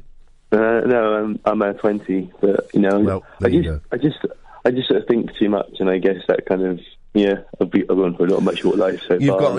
I know you've had some crappy things happen. You've come out of it remarkably, Sam. So well done you. And that sounds patronising, but I don't mean it to. Right, listen, man, I'm going to move on. Nice to talk to you, Sam, as always. And you, mate. Ta-ta. Bye-bye. 0844 499 1000. Let's have a little break. 0844 499 1000. Carl's on the line. Yes, Carl?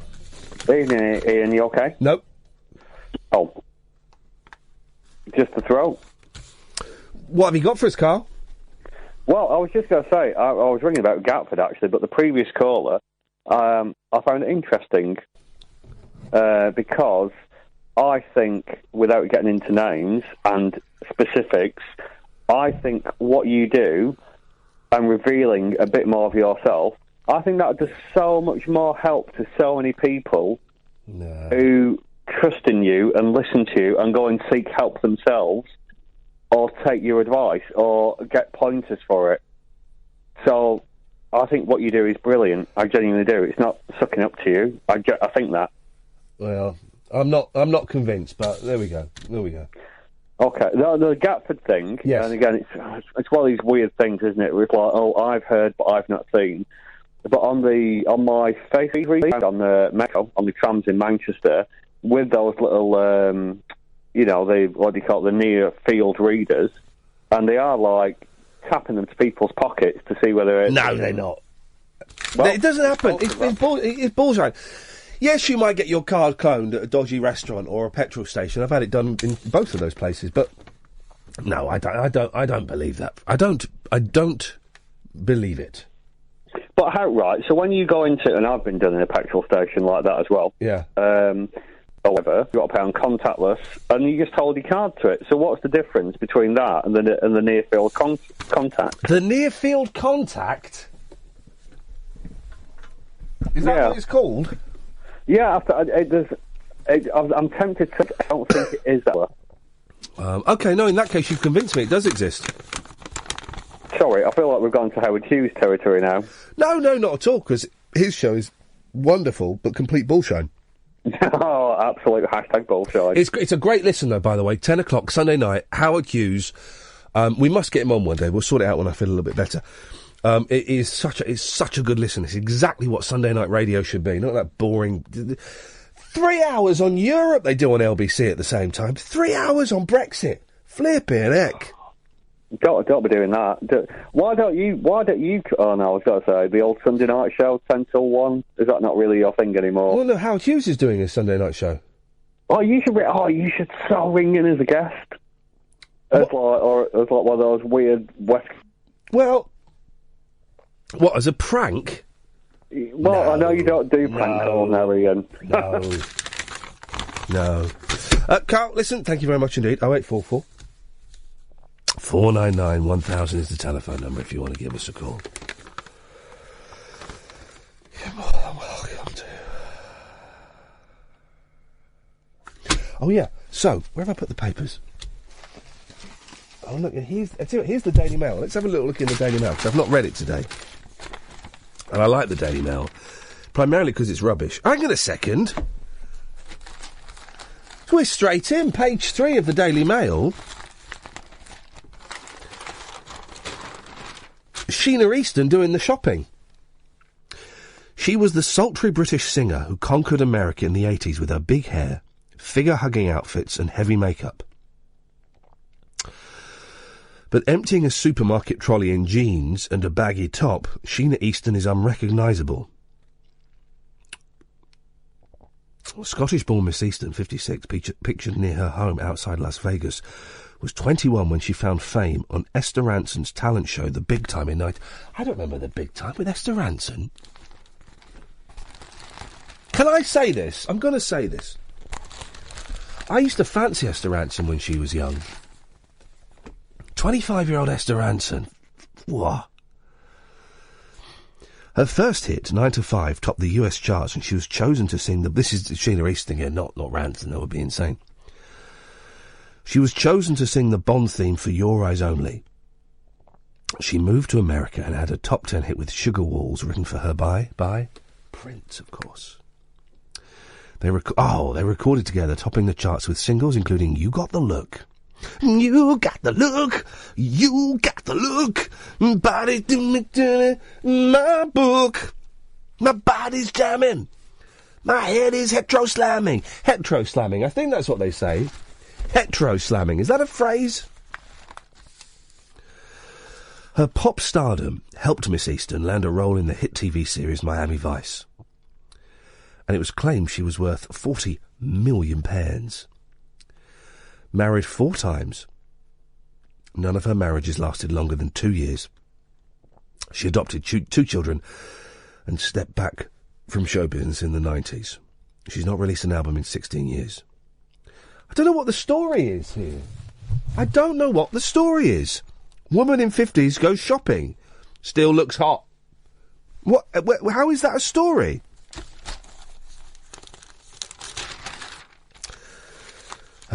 Gary Lineker. Gary Lineker says he's going to do the football programme in his pants if Leicester City win the football. 0844 499 1000. But he's quite buff, isn't he? So that's not really that much of a thing, is it?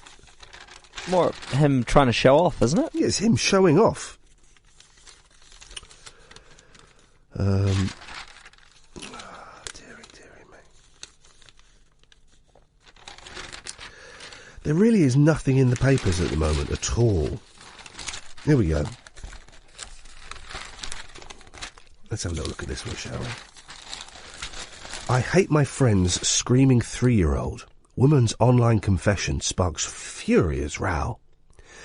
It's not a lot of fun being with a friend whose child is having a tantrum, but we normally try to show understanding, in public at least, and may even offer the harassed mum a helping hand. No. If I'm with a parent and their kid's having a tantrum, I just walk away. Nothing to do with me. Let the parent knows the best way to handle their child. So I just walk away. So I'll be round the corner. I'll see you in a bit. Good luck with that. You sort that out. One woman, however, has broken a taboo by publicly revealing her dislike for the 3-year-old daughter of her friend. Using the name The Brown Trout, she justified her feelings on the Mumsnet website. Hang on a minute. Flippin' heck. Are you suggesting, Daily Mail, that you now get your stories from the forums of Mumsnet? Are you joking? Really? You get your stories from the forums of Mumsnet? Flippin' heck. That's outrageous. 0844 499 1000. She wrote, she demands to be carried everywhere. Won't go in the pushchair. She's a bit on the big side for it anyway. Pushchair at 3. She wants what she wants immediately, now. She will scream she wants a tissue. Friend gives her a tissue. She will continue screaming and screaming that she wants a tissue. Give her a bloody tissue then! It's a tissue! These screaming fits are pretty much constant. Andrew's on the line. Yes, Andrew? Hello again. Hello, mate. I've got a nomination for your list. Yeah, got the list of people we do not trust, yes. Yes. Could I put my stalker on it, please? You've got a stalker? Well, she's been warned off now. Yeah, she's really crazy. I mean, she was a friend. Yeah, she was a friend of my ex. Yeah. And one day she started turning up outside my mate's house, and like 11 o'clock at night, and then she'd turn up at my work. And then I found out that she changed the surname by default to my surname. And then I obviously had to get police involved. But the worst thing is, Ian, she's not even good looking. Well. So, you know. So what have the police... Is this true? Yeah, genuinely true. She changed the surname by deed poll after following me about for about 3 weeks. She got into my work by claiming she was my wife, and she was sat waiting in canteen for me. Does this not worry you? Because this could genuinely... I mean, I'm playing the Halloween theme tune remix, so this shows how... but this could genuinely get quite serious. Yeah, it was really serious at one point, you know. Hang on a minute. In that case, I've got to stop playing that music because that's not appropriate. This is though. Carry on. Yeah, that's better. No, I mean, obviously, like, people were believing things she was saying, and like people who didn't know me that well were obviously, well, this woman's got the same surname as Andrew, clearly related. But do you know her? I only knew her through my ex, and once we split up, my ex had said, "Can you drop some stuff off of his?" So she dropped it off, and then it just all started with standing on my friend's street corner at 11 o'clock, just like watching us in his garden. It was just really, really weird. So I'd like her on your list, please, because she's not to be trusted. What have the police said? Have they taken it seriously? Yeah. I've had nothing from her for a couple of months now. And last time she did something, it was letters. That was just after Christmas, but I've had nothing since. So yeah, they've warned her off. I wish you the best of luck, Andrew. It sounds flipping horrible. It's alright. It's sorted now, but yeah, but I think she belongs on the list. Andrew, she is on the list. 0844 499 1000. Nigel, yes, Nigel. Hi, good evening, Ian. Good evening. Good evening, Nigel. I thought I'd ring in for a little chat. I'm not very well, thank you. Pardon? In response to your question, I'm not feeling very good. I'm sorry to hear that. I hope you get better soon. Thank you, Nigel. It sounds like it's a sort of a flu-y thing, is it? Well, I was in bed this afternoon shivering a lot. Oh, blimey. Yeah. Yeah, it's terribly cold for the time of year too, isn't it? It was snowing today. Yeah, I got caught in the snow on my push bike when I was out in Maidstone. It was actually snowing. That's crazy. Yeah, it was about 3 o'clock it started, I think. Yeah, that'll be it. Right on the dot. I rang up to tell you about I had you say you're not well. I had an unfortunate accident on my push bike today. Did you poo yourself? Pardon? No, it's rather worse than that, to be honest. I ran into a car door which opened before I got past it. A lady opened the door, and I hit my hand on the door, which is all my hand's all swelled up. Might have to be looked at by the doctor. Yeah, flipping And I fell on my side and nearly broke my right leg. Did you put it round under the bike? Did you put it in ice? Not my hand. No. I've just it's gone down a bit. It's slightly going down gradually. Yeah. But it's the shock as well, because the shock of hitting the door. That's horrible, at mate. speed, you know? Yeah, that's horrible. And luckily, because I've got a metal in my right leg, that probably didn't break because it's been broken before. Okay. So I've broken my leg before, but you know the shock of going down hard, quick on the ground. I haven't gone down hard, quick for a long time. Time. But it's quite, I'm still in a bit of shock, but I think I'll be okay. Because I've been knocked off by cars before anyway. So, but I mean, this wasn't. This was a strange thing where the door was suddenly open. I went past the car and suddenly she opened the door, and before she got out, I hit it. Nigel, say hello to Craig. Hello, Craig. Hello, Nigel. How are you? Not too bad, I suppose. How are you? Pardon? Yeah, I'm a big fan of yours, Nigel. Oh, thank you, Craig. It's just Nigel Farage. Almost. Yeah, he's a fan of mine as well, I think. Nigel Farage. All Nigels, they've all got to stick together, I think. know when Nigel you Kirby? punch in my name on Google, if you Google my name, Nigel Don't Farage's punch name comes names up. in on Google, Nigel. Not anymore. Not anymore. You don't do your Google anymore. Not after me Uncle Jimmy. I don't actually do it now. I did when I first started with laptops, but then I went on to bigger things like Facebook and stuff. Yeah. Are you on Facebook?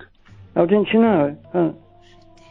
You must have known by looking at Talk Sports. Talk, you know, the station's Facebook page. Is this not Jason Cundy?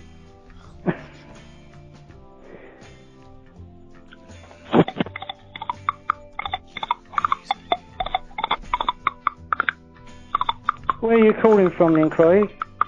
I'm playing the William and Tell overture on my teeth, Nigel, if you don't give us a minute. Okay, right. Hang on, just wind your neck in, Nigel. 2 seconds. Do a bit weights. I'll be back with you in a second. I'm listening, yeah.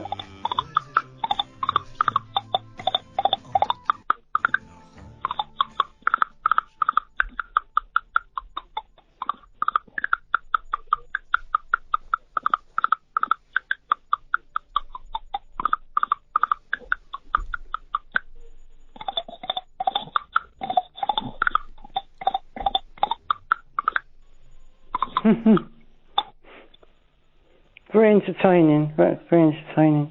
I can tell you don't like it. I did. It was very entertaining. I was going to say you should go on Britain's Got Talent. Britain's Got Talent. Mm-hmm. Are you doing it with a comb? You know, people usually do it with a comb, don't they? No, me teeth, Nigel. Me teeth. Me fingers and me teeth. Oh, blimey. Anyway. You have to see it to believe it, don't you? You're definitely not going to see it, like. You can't see it on the phone, no. Oh. It's not telephone yet, is it? It's not telephone yet, is it? Telephone. Hello, Ian. Is Ian gone? Ian's gone back to bed, I think. You're in bed with Ian? Hello, Rob. Craig's in bed with Ian. Hello? Rob. Yeah. Through. Ian.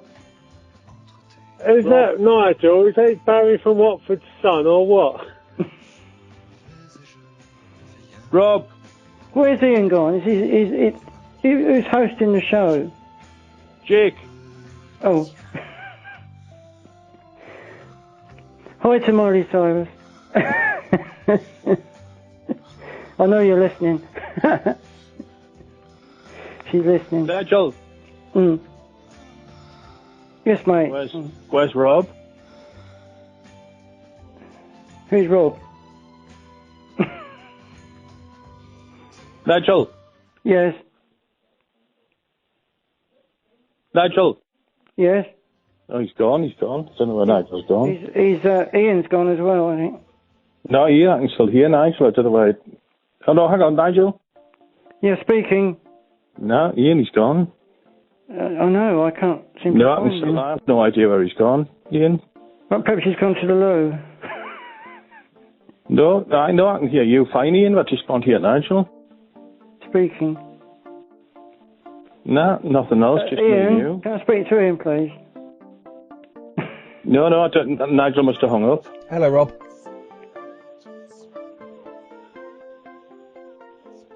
Rob, are you with Nigel?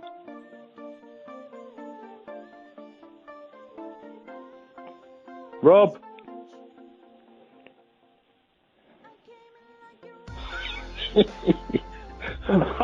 I can hear Miley. Oh, that must be Nigel. Daddy. Oh, beautiful. Came down like a rainbow. You kissed me on the lips tonight.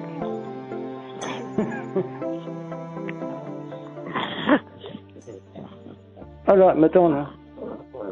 This is a Sony award if ever I've heard it. Nigel, keep on the wait, son.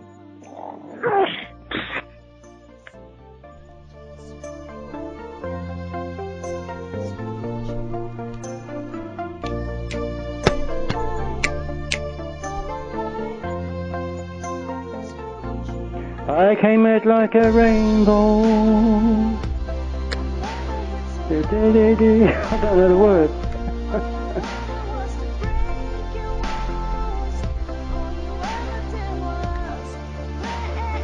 Break me, came like a wrecking ball.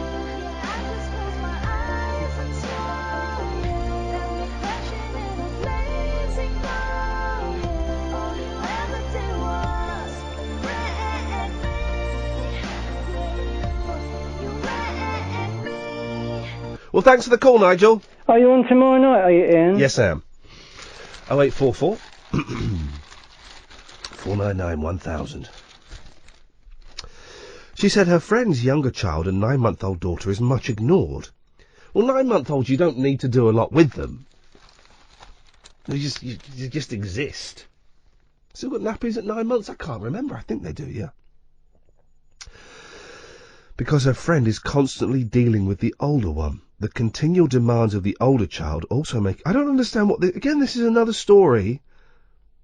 That I don't understand what the story is. So a woman posted on Mumsnet that she found her friend's 3-year-old annoying. I find my kids annoying. Kids are annoying.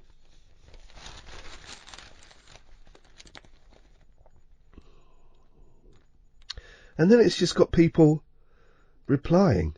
Coconut Pie said it was obvious the poster didn't have children and didn't have a clue. She added, come back. Flipping it. This is crazy.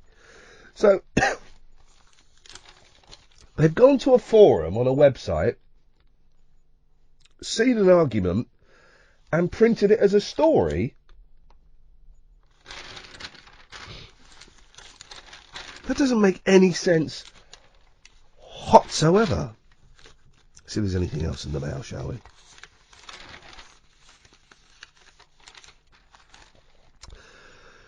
Richard Littlejohn. Oh, jeez. He's going straight on the list. Littlejohn. Obnoxious, odious, hideous, hate-monger. Really. Hey, Michelle, the Queen's a Muslim too.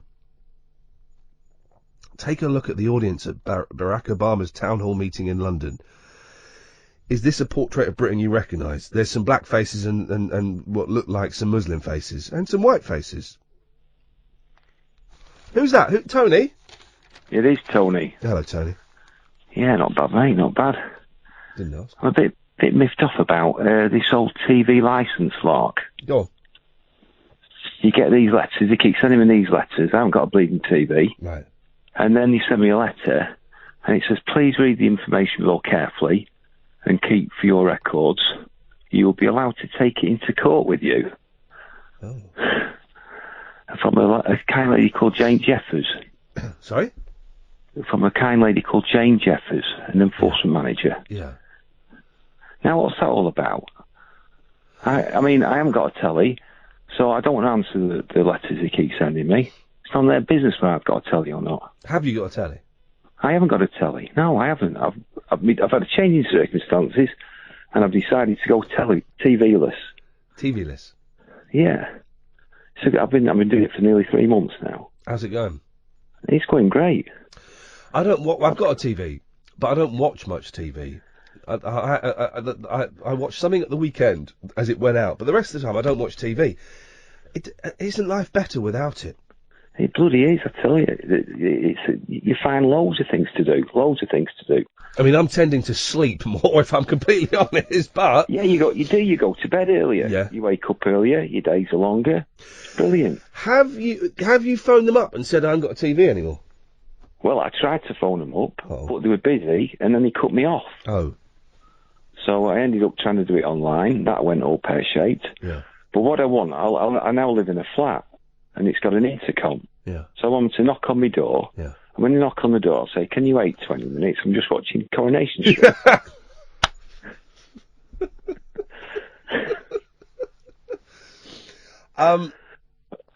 If you haven't got... be doing with things like that. Well, don't let it stress you out, man. When they come, just when the letters come, just put them in the bin. Don't let it stress you out, Tony. It's not worth it. I have been doing, but I've been putting them in the bin. I'm enjoying it. all bit you of can- anarchy. 52 years old, and I'm practicing a bit of anarchy. Well, hang on a minute. Putting junk mail in the bin is not. That's not Lanarche. It is junk mail, isn't it? Well, it is if you haven't got a TV. Yeah. But I don't get the tone of the tone of the letter is totally inappropriate. If it what would be a more appropriate tone then? Well, if they've obviously had no response from me, but they should just come and knock on the door and ask me politely, "Excuse me, sir, have you got a TV?" Not send me a letter telling me I'm going to go to court because I haven't replied to them or decided not to speak to them. The letters are quite terse in their tone, aren't they? Yes. They are. I think he's diabolical. Absolutely diabolical. The thing is, you genuinely do think it's actually diabolical, don't you? I do. Threatening to I take feel your someone to pain. court for not responding to a letter or about something that they don't own. I mean, what sort of a bloody country do we live in? Do you watch TV on your computer though? No, I haven't You got don't. internet. You don't watch. Come on, No. man. No, I'm not joking. You don't watch I'm not iPlayer joking. on your phone. No, not at all. I haven't watched anything. I haven't watched anything. What was the last for- program you watched? Oh God, let me think. We're going back to the beginning of February. Oh, do you know what? I can't even remember. Probably Match of the Day. TV is, as the great Noel Coward once said, TV is for appearing on, not for watching. And it's mainly rubbish. Well, Tony, just I like going to pictures though. I like going they're to expensive though. Yeah, but it's worth it. You know, I don't go every night of the week. Just a couple of times a month. I like it. Last film you saw? The one with Ryan Reynolds. That was bloody funny. That was. Which one? Deadpool. Deadpool. That was good, wasn't it? That was funny. I enjoyed that. Filthy. He gets a bullet up his bum. They've been about June at the beginning. It was. Tony, I could talk all night about Deadpool. It was a classic film. Talk Radio. Yeah, that was a subtle hint. You're listening to Talk Radio. Our phone number remains the same, 0844 499 1000. The presenter will be back in a second. He's just nipped out to make himself belch. I know, charming, isn't it? But give us a shout, because after midnight we'll be taking calls straight to air. This could be your big moment. You can do something daft, you can do something serious, do whatever you want. Just get in touch with us. That number again, 0844 499 1000. Come on, let's hear from you. But I've been seen with Farrah. I've never been with anything less than a 9. So fine. I've been on fire with Sally Field, gone past with a girl named Bo. But somehow they just don't end up as mine. It's a death-defying life I lead. I take my chances. I die for living in the movies and TV. But the hardest thing I ever do is watch my leading ladies kiss some other guy while I'm bandaging my knee. I might fall from a tall building, I might roll a brand new car, 'cause I'm the unknown stuntman that made Redford such a star.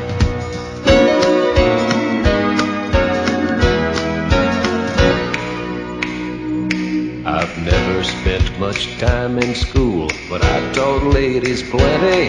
It's true, I hire my body out for pay. Hey, I've gotten burned over Cheryl Teague's, blown up for Raquel Welch. But when I wind up in the hay, it's only hay. Hey, I might jump an open drawbridge or Tarzan from a vine, 'cause I'm the unknown stuntman that makes Eastwood look so fine.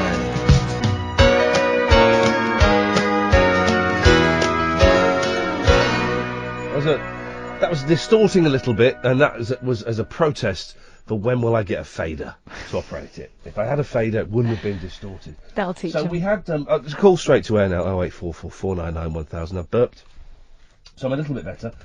Strange vibe to the show today. It's partly because the whole country is being run by liars. So Noel Taylor called him. The inventor. Yep. He has an alter ego. Oh. Leon Rolyat. He's a musician. Oh, hang on. Rolyat is Taylor. Does songs. Backwards. like this. This is his hit. Ooh, a party. Ooh, a party. Goes like this. Do something for me.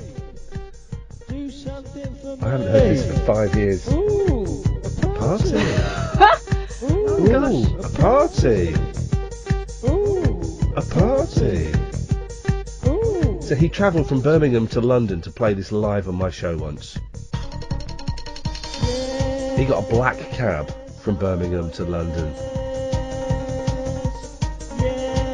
Just thinking, on Paradise Earth, which is, as we heard, mostly based on donated faeces, Yeah. there'll be no time... The black people will be the master race, he said. You didn't pick up on that, did you? Well, I was waiting to hear him out, yeah. And all live in white houses with 7 rooms. It was all very specific, based on faeces. He said that people would live for hundreds of years. Well, you can't invent that. Well, he was inventing... Can you invent that line one? Hello? Hello, you're on the air? Can I put someone on your list, please? Oh, mate, yeah, please do. Go on. Yeah. PC Plum from Balamory. Oh. Ponce. I don't think he's a Ponce, I think. The phone dropped out. I think he said Ponce. What's PC who? PC Plum. PC Plum. Now, is he... I found your doggy. You know, PC Plum. Exactly. And the other geezer that wears a skirt, Archie the Inventor. Yep, Archie the Inventor. Yep, Pink okay. House. He's... Anything wrong with that? I don't like I'm not really that from Balamory wasn't not bad. Is that what it's called, Balamory? Yeah. That wasn't one of our programmes, but I don't like the American, like the decorating man, the painter. Wow. No, you don't like many of them, do you? Well, no, he's the only one. He's the only one I don't agreed like. with PC Plum. on the 3-wheel bike. Yeah. I don't like. Well, I'll paint your wall for He's you. got Spencer. Yeah, yellow. I like the girl with the hair that goes. Whoop. Josie Jump. Yeah, I like her. She's not going on the list. What about Penny Pocket? Susie Sweet and Penny Pocket. Oh, I like their song the Hang best. on. Not as good as this song, though. Well, I'm just thinking, on Paradise Earth, this will be it, won't it? Here we go. Thank you for that, caller. I might be going there, Tobermory. I'm going to do the dance. I have no idea what you're talking about. Well, you will. I'll do the dance. Strange show tonight. Oh, turn off. All right. Turn off Will this help? the outer rim of lights. Yes, we have posh lights here. Are we? Middle. No. Don't do that. It's on the right hand side. That one. That will turn. Do that. That will turn it off. Oh, you've completely knackered these. Oh, here comes Id. There we go. Right, fine. Done it, Ed. Imagine having lights. Perfectly you have to get, capable, you see. It you just have to takes get me a while. a technician to come in and do the lights. I mean, flipping heck. How ridiculous is that? So, it turns out all the papers are stashed in here during their show, so we... Well, sometimes they are, but sometimes... No, they have been every day this week and every day last week. So, come in during their show and grab these papers, please. Oh no, it looks like Eurovision could get even longer. I'm reading them out. This is the first time I'm not watching it anymore. It's no good without Wogan. But it's never... Graham Norton makes me laugh, though. It's boring, though. I mean, it's just... even with Wogan, it was dull. It's just dull. Well, Wogan plus loads of booze makes it palatable. I don't know. But, no, can't be bothered. For fans of over-the-top glitz, it will be music to their ears. But for those of us immune to the... 444991000, by the way. For those of us immune to the charms of the Eurovision Song Contest, the revelation it is getting up to an hour longer is likely to produce a groan. Oh, they're changing the voting, aren't they? Oh. To be fair... the competition, which lasts 4 hours, could be spun out even more following the first changes to the voting system since 1975. So the public gets to vote. Oh, right. On it. And, so they're going to make some money out of it, is what's going to happen. Yeah. Good news for Flatley. Flatley? Michael Flatley. Why? That's where he does his trade, isn't it?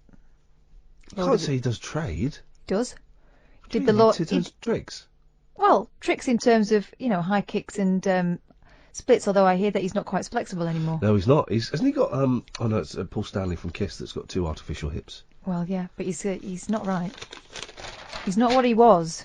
He's not But I think he tends to call the shots anymore. He's not right, that Flatley. I tell you something. There's something not right about that fellow. You mark my word. He's going on the list, actually. Flatley. Why? Flatley. Oh, because he dances Irish, but he's not. Is he not? No. What is he? He's American Irish. Irish. Line 1, you're on the wireless. Hello, Iain Lee. Hello. Hello. First time caller. Excellent. What would you like to say? Well, I've listened to your show many a night, and I've just heard someone slate PC Plum, and it made me get out of bed. Wow. And call you. Jeez. I'm that angry about it. Go on, tell me. I'll tell you what. Go on. So, Cuff will understand this. I'm a dad, I've got a 3-year-old daughter. I watched Balamory, and I watched that chap in the skirt who's gone on for a great career, and then I watched PC Plum when he sings his song. You see the man, and he's a trained dancer. You can see he's. Our last caller suggested the character was a nonce. Or a ponce. Or a ponce. Oh yeah, I wanted to hear ponce, but it could have been nonce. I did hear that too. Well, but with the revelations in the Hillsborough inquest today, I don't trust any police officers. Well, can I just say, for legal reasons, we have no proof of any of that business going on Balamory. But we all have our own suspicions. I'll be calling in Howard Hughes on Sunday night. That may be the story of Balamory, and we all would like to know, but it's one of those things. But I just want to say that when that guy dances, you see the dreams of a guy who was trained in the theatre for maybe 2 decades slip away as he dances for 3-year-olds during the afternoon on repeats on CBeebies, and part of me weeps for it. I know. Did you see his appearance, the same actor, not as PC Plum, he was a very different role, in Woolly and Tig? He was dancing in that as well. Yeah, she goes to the theatre and, as usual, kicks up a fuss. That kid, honestly, you were talking earlier on about, Iain, about the 3-year-old who's caused all kinds of controversy on Mumsnet or whatever. Yeah. I mean, the latest controversy on Mumsnet. But they should, Tig's a pain. What they should do, they should invent a system so that anybody that logs into Mumsnet gets an electric shock and their fingers are burnt off, so they can't log into anything ever again. Instead of going to a forum about Mumsnet, go mum. Go mum it. Or go back to work. Maybe it's a sign. Maybe I'll start a website called Mumtree, where mums can meet up and sell things. Oh, that's a good idea. An idea? Yeah, do it. Oh, yeah, do it. Anyway, yeah, he was in Woolly and Tig, and it was a similar role. It was a dancing and singing role, and obviously that's where his talents lie. I want to die. I'm sitting here thinking, geez, just kill me now. What? Because of PC Plum? Thanks for calling. Thank you. Line 2, you're on the wireless. Hello, you're right. It's me again, Sam. Hey, man. I just want to talk about. Sorry. Hey, man. Oh, hello. I want to talk about Eurovision again. Yeah. Yeah. From what I know, Eurovision is fairly political because, the way it was voted. All the Iron Curtain countries will vote for Russia because they're scared of Putin. They're scared. Where's my Putin? Where's my Putin? Exactly. They're scared of being nuked or invaded. I mean, it takes away the kind of fun of it. It takes away the sort of enjoyment of it. No. I don't know. It's weird. When it's predictable, it just makes it kind of. But it's always been predictable. It was always predictable. The Irish would always win it, and it was always dull. It was always tedious. We're looking back with rose-tinted glasses. It's always been rubbish. I mean, when they brought in Australia, I thought, oh, brilliant, that's a bit different, But When then did they bring Australia in? Yeah, Australia they were allowed in. Flipping heck. And that was really weird, because I was thinking, obviously they're not in Europe. But Eurovision isn't Europe. Israel's in it. They're not in Europe. Romania's been kicked out for not paying their bills. Good. There we go. Good. And also, with this whole sort of refugee thing as well, should we going to add some fire to it? Not fire to it, You want to burn Ali G? What? No. The refugee thing, it'll add, That wasn't me. He ran out of credit. Line 1, you're on the wireless. We'll never know what it will add. He wants to burn Ali G. Line 1, you're on the wireless. No, you're not. What a surprise. Your phone box system sucks. Line 2, you're on the wireless. Iain. Yes. Eurovision. Yes. You're not interested about Terry Wogan and Graham Norton. I've got somebody who would be brilliant at doing their job. Yeah. Limmy. Oh, Limmy would be awesome. And I wonder if Limmy is going to be live streaming Eurovision. Oh, that would be good. Because I would that pay be so good or what? I would pay top dollar to watch that. Yeah. For those who don't know, Limmy is this Scottish comedian. If you've got Netflix, go and watch series 1 of Limmy's show on Netflix. It's flipping dark, man, but it made me laugh so much. It's just wonderful. Just imagine him doing Eurovision though. Suggest it to him on Twitter. You'll love that. Or not. But he'll tell you. Get him doing it. Get him doing it on Periscope. Well, I don't know him. You get him doing it on Periscope. No, you do it. You do it. No, you do it. You flipping do it. No, get Kath do it. I'm not doing it. No, he makes a good point. I'm Kath. always You see. doing it. Take one more call and we'll have a break. Line 1, you're on the wireless. I get my blood in the morning. Yeah. I get my in the night. Oh, this is live. I get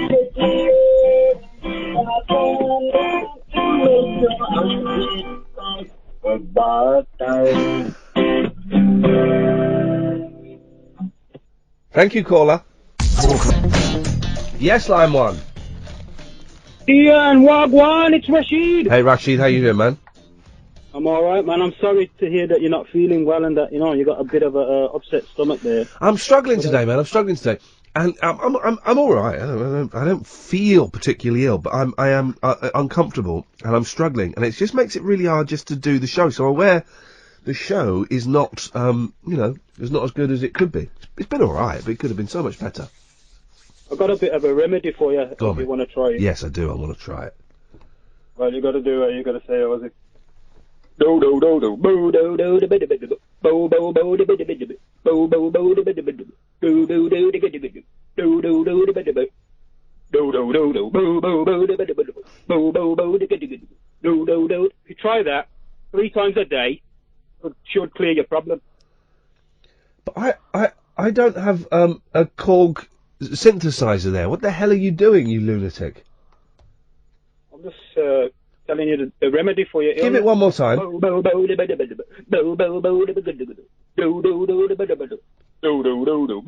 an advert off the telly. I don't watch the telly. I don't know what it's an advert for.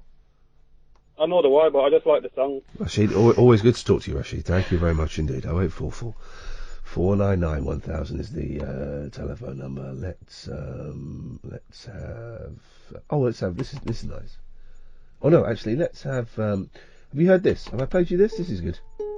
Have you heard this? This is good. This is a blast from the past.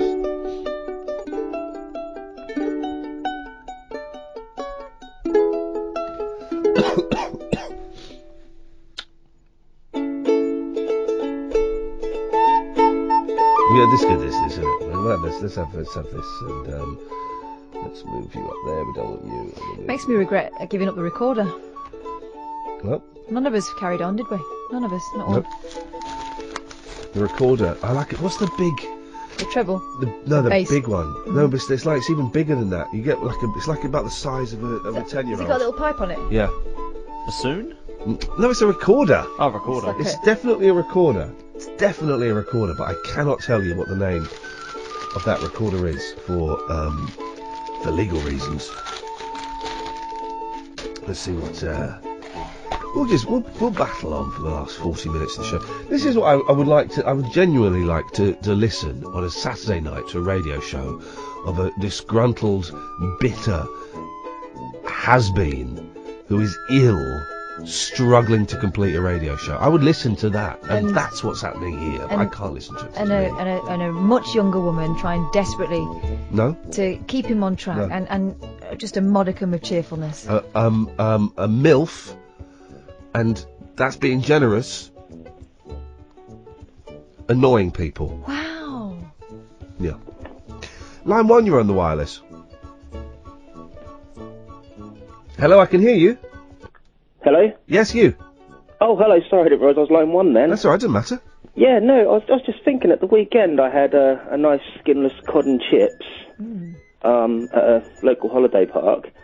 and I cut into it, and it had all these little, like, worms things in. I remember being told as a child they were like a living worm. Right. I don't know if you've ever heard of it. No, I've never heard of this. Oh, right. But, well, I remember them being around when I was younger, and I hadn't seen them for years. And then I was surprised to see how many were in this cod that I opened at the weekend. How many living worms were in this skinless cod you had at the weekend? I'd say about 8 or 9. Did you eat them? Well... Yeah. Yes, you did. Really? Were they obvious, or did you had a few mouthfuls beforehand? No, they were very obvious, but, I mean... You thought in for a penny? It feels a good 15, 20 years since I've ever seen them before. I've never seen them, but now you're making me think I don't pay enough attention when I'm eating my Yeah, cod and well, chips. I was speaking to my family tonight, because as it happened, it was my brother's birthday, and we was round the house, and I mentioned it, and everyone was kind of disgusted. Well, I'm never having cod. I don't think I've had cod since 1982. Well, cod's the most popular one. Exactly, and we're running out of cod. Well, apparently you don't get it in place. So I was just wondering if it was an epidemic that was sweeping the nation, and whether I should phone the Daily Mirror. Well, there was a girl recently on one of these talent shows who used to be a fishmonger. She used to work for, like, you know, for one of the big fish places in, I'm going to say, Grimsby. And she said to me... Good film, classic film. That cod... You often have to clear them out like that. The other theory I had is that someone who I was speaking to tonight said that they had some cod recently and it tasted bleached. Oh. So I'm wondering if there's a bit of bleaching going on. Why don't you go hake in future? Go where, sorry? Hake. Hake? Very similar. If you want a white fish, go hake. Oh, really? Why have you got to bring colour into it? Line 2, you're on the wireless. Is that... Oh, hello, Ian. Hello. I thought that was the first time I've called in. Who's this? Hannah. Hello, Hannah, how you doing? I'm fine, thank you. Thank you for playing the quartet just then. It's been a while, isn't it? Hey, there's another one coming up. Hang on, what's the next one? Oh, this is a good one. This is this. You know this one? Of course, yeah. I was at the gig. Which gig were you at? The one that you were at about 4 years ago. I was at all of them. Which was it? The one in Kentish Town? Was it Cafe Oto? So this is a Japanese band, right? And I sort of befriended them, and they're the most charming people. And when I went to Japan, they put on a gig, especially for me and my wife. They took us around Japan, and so I tried to get them over here, and we sorted it out. And so me and another gentleman whose name escapes me, but he was more of a promoter and ran a record label, sorted these gigs out. And I think they did 4 gigs, one at the Royal Festival Hall, one at this Cafe Oto, one somewhere else. And the one I organised, right, was at this venue in Kentish Town. Kentish Town, was it? Was it Kilburn? Kilburn, maybe. Kilburn. And, I was assured it would be perfect for them, right? But we got there and it was like these heavy metal bands playing, right? And I was thinking, oh, flip. And it's a beautiful, The Good Ship, if anyone knows it. So it's a great venue. The Good Ship. And I wonder if I've got it, if it'll be on YouTube. And they all, they were all playing like heavy metal and stuff. And I'm thinking, oh, for crying out loud, what have I done? This is going to be absolutely awful. Here's the video of it, right? And, and they don't really speak English, right? And they got up on stage and they did this, right? This is actually the recording from it. What wonderful memories. So they got up there and they've got ukuleles, recorders and stuff like that. And this is what happened. The Imperial March. Darth Vader theme. Here we go. And they start with this. I'm thinking, oh god, this is gonna be awful. Got a big tuba.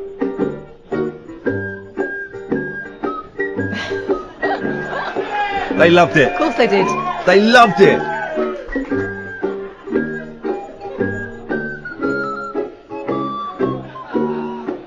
Let's get to the end. They were the audience absolutely went nuts for it. Here we go.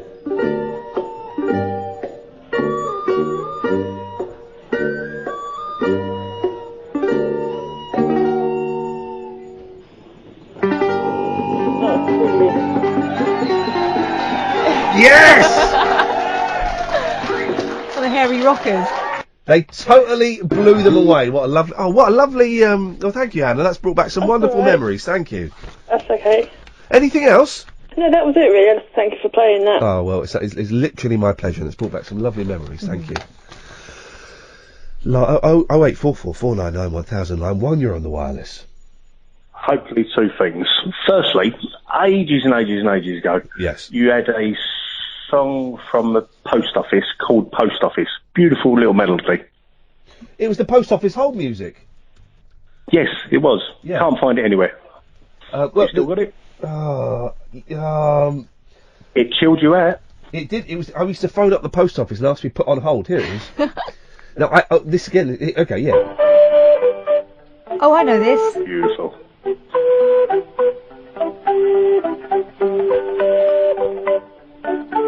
And I would phone them up and say, "Can you put me on hold, please?" Why? I want to listen to the music. Yeah. It's amazing, and no one knows what this is called. This is Ray, one of my listeners, recorded this and put it on YouTube. So you could stop troubling them. Yeah. If anyone knows what this song is, the slightly boring bit Can you here. not Shazam it? No, don't work. No. Here we go. Listen. Listen to it build up. It's glorious. Here we go. Back to the verse, the chorus.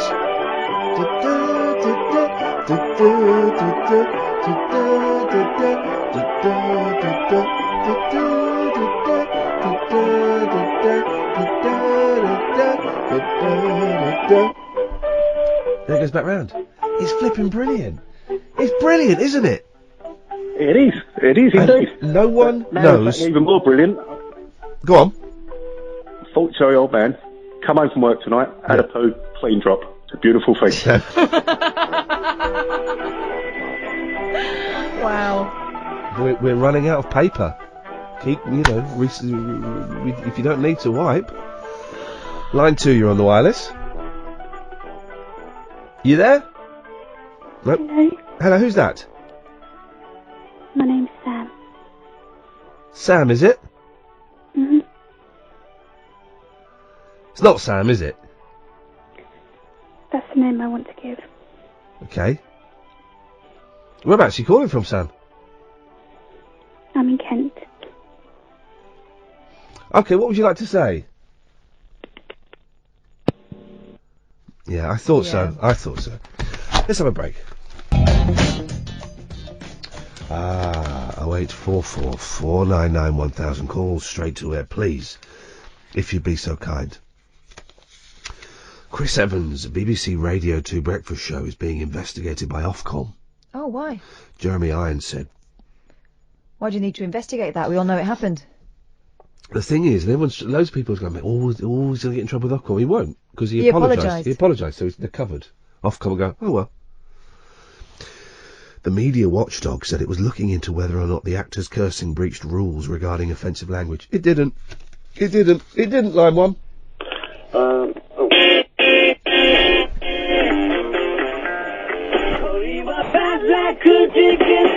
Situation.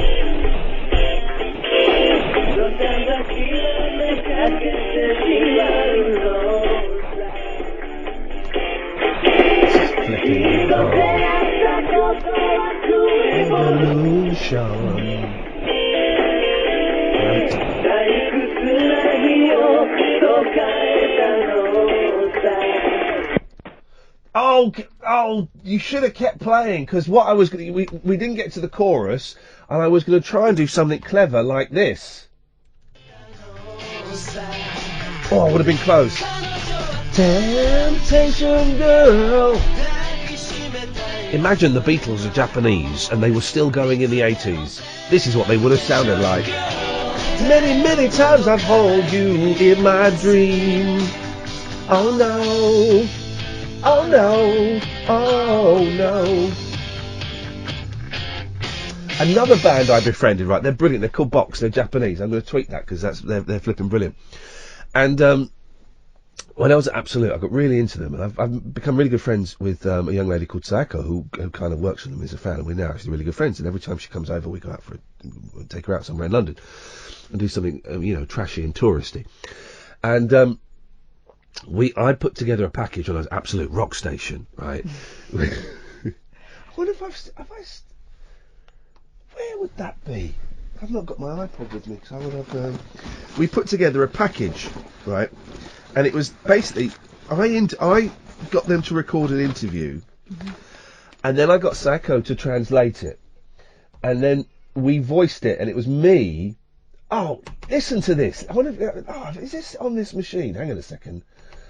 Are you going to play? Oh, here we go. This is the story of Box. Right, so this is this obscure Japanese band that only I've heard of, and we got Russ Williams to voice it. Right? This is brilliant. This is the story of Box.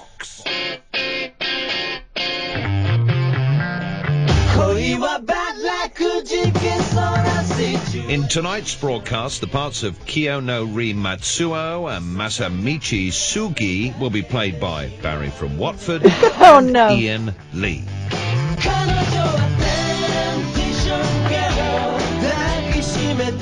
It took me ages to put this together.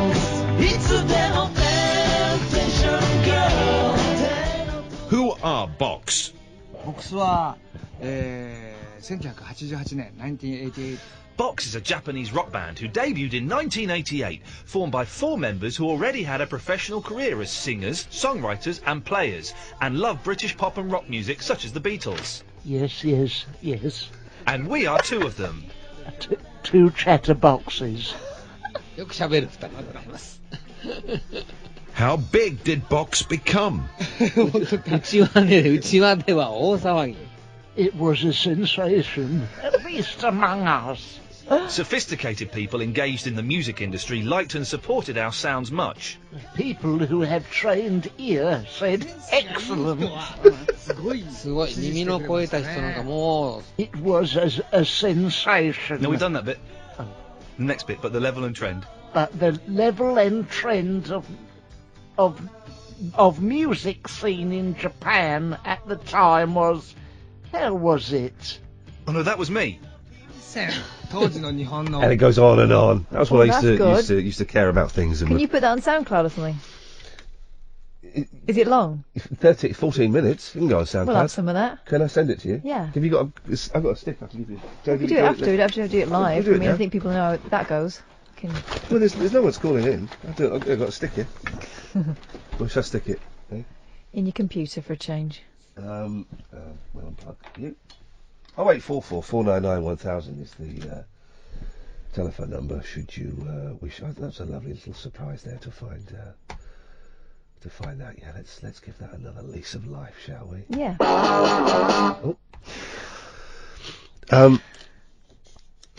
Oh, Mark Knopfler. It's dire for Mark. Oh no, please, not the curse again. Yeah. No, what? Guitarist Mark Knopfler is in trouble because he's really boring and all his music sounds the same and he's boring and he's so dull. He's the Sultan of Swing. Bumper to bumper. Wait a minute, where's my jumper? I Mm. was the Sultan to Ping. Yes. Easily confused. I watched a film the other day on Netflix I'd never seen before. That's the idea of Netflix, isn't it? Hoffman, Mm. De Niro, Dustin or Robert Seymour? Macy, Dustin or Robert Seymour? Willie. I should have said Nelson, but I just wanted to say Willie. I know, but can you... Which one? Leary, I can't compute this until you tell me which one. Wag the Dog. You seen it? I don't know, because I don't know which Hoffman we're discussing. What do you mean? So you need to know which Hoffman it is. Yeah. Even though I've told you the title of the film. Out of principle. For you to establish... Is it... Whether... Robert Seymour? Or is it Dustin? You would like it to be. Wouldn't you? Wouldn't you, though? I'd like it to be one or the other, yes. Exactly. Can you give me some clarification? Have you seen the film? I don't think Dustin Hoffman's a very good actor. I do. I think he's got a charm and charisma. Okay. But I refer you to my previous statement. I don't think So it's Dustin, is it? Uh-huh. Didn't say it was. Of course You mentioned Dustin. I'm talking about Dustin. I don't think he's a very good actor. Why? You don't believe him when he's Mr. Megorium? Who's unplugged? Oh, I didn't plug it in, did I? You. No, I don't think he's, why is this memory... What the hell is going on with life? This memory thing doesn't work. Oh, do you know why? I had a leak in my bag. I think that might have killed this memory stick. Shall I go and get mine? But, well, no, because I need this. This has got everything on it. Put it in some rice. If I put it open, what does that do? Breaks it. Oh, now you tell me. Wish you told me that before I'd done it. That looks broken, doesn't it? Yep. Hang on, I might have fixed it. I pushed something. Hang on, I might have fixed it. Oh, blimey. What was on there? It's there. Fixed it. Got it. Oh, do you know what was on there? What? It's only all the podcasts from 3CR. Don't matter. Yes, line one. You're on the wireless. I've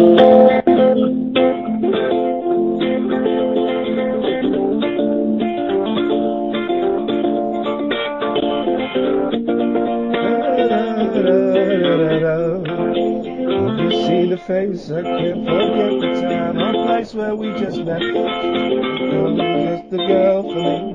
I want all the world to see we've met. La da da da da.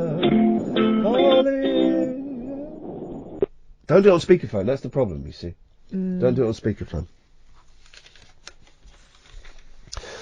Mark Knopfler is in trouble for not getting permission to paint his house. Oh, flipping it. The diocese... I couldn't get this.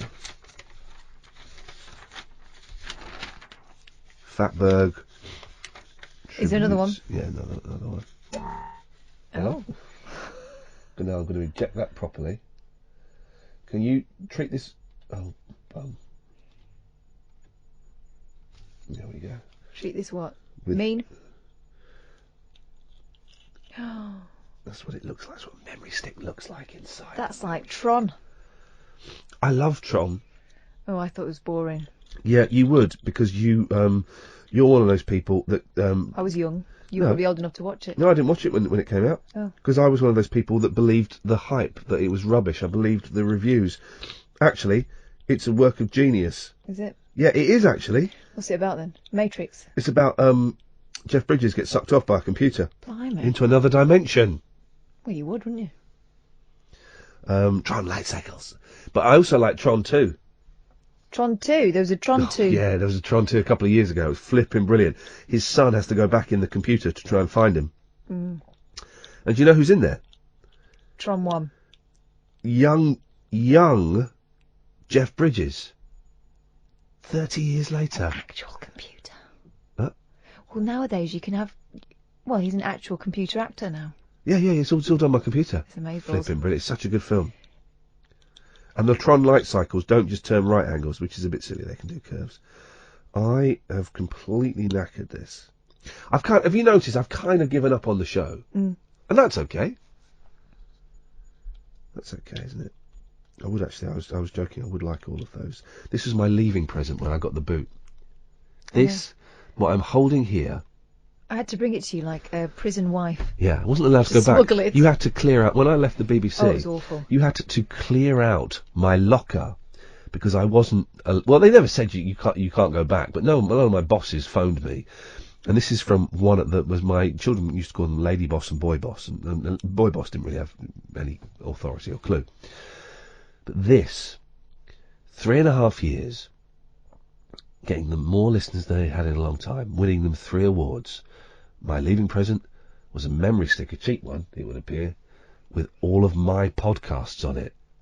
What, so I can sit back and stroke myself whilst remembering the good times? Are you crazy? When I cleared out your locker, yeah, everyone pretended not to notice. Oh, I was like the Black Widow. Don't be racist, mate. No, but I was. No one knew what to say to me. Everyone pretended they hadn't noticed, but I knew they were all watching me out the corners of their eye.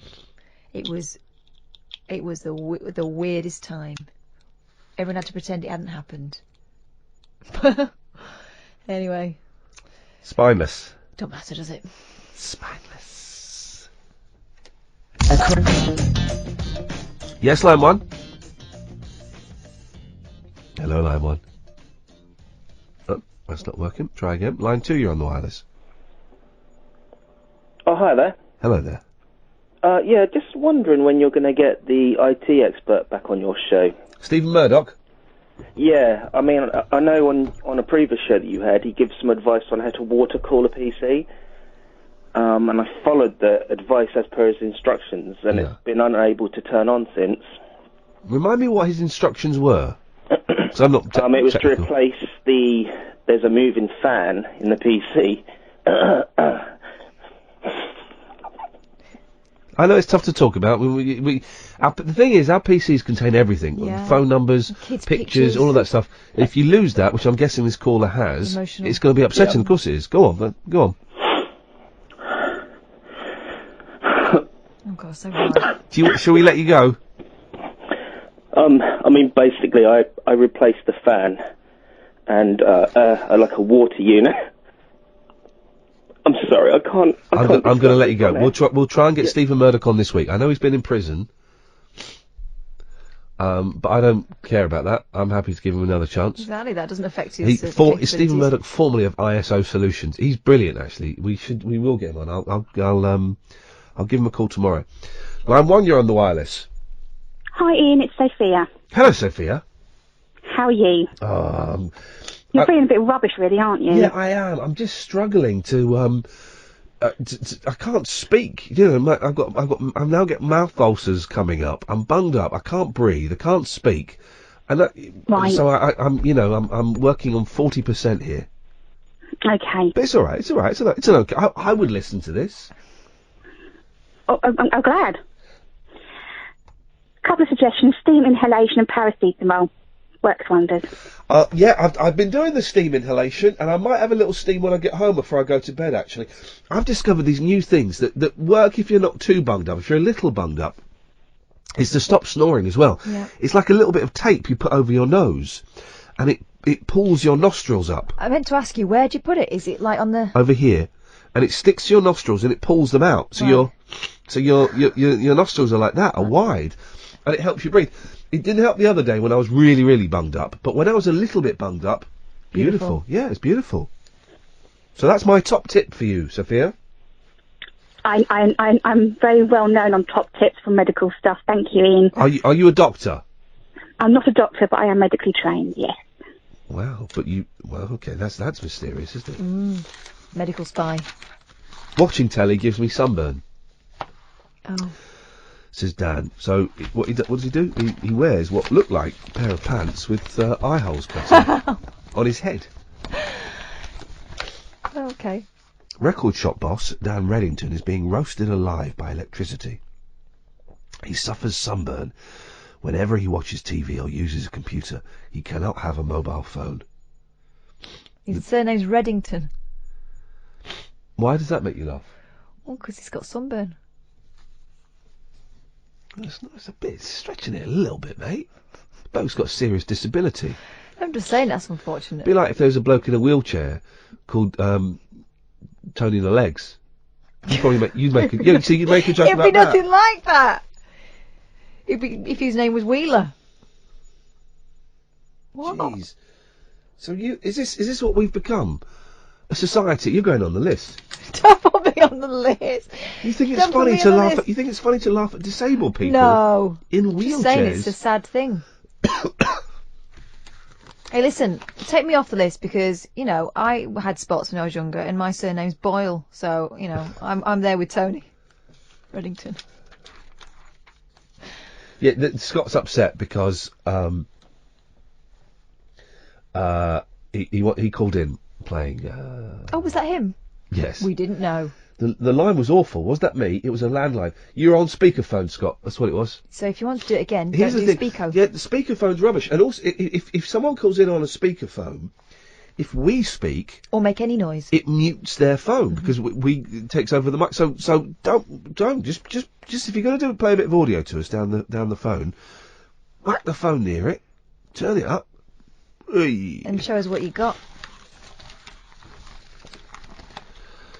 The dad of two even gets burned if he stays in a Wi-Fi zone too long. All zones are Wi-Fi zones. Mm. He once had to leave a pub because the light scorched his face. Blimey. And he cannot visit Dixon's. Well. Dan, who ran a shop specialising in rare albums, suffers from electrosensitivity. Crikey. It's ruining my life. Oh, so you're going to do a voice. Yes. I'm the cruel one and you're going to do the voice. Everyone's got a voice. Well, not everyone. I've worked on the computer for around 25 years. Then about 6 months ago, my face started burning. I bought a new monitor, but I still continued to suffer. I'd sit there and 5 minutes later my face would be red and it would feel like sunburn. Water seems to reveal it. Doctors haven't got a clue.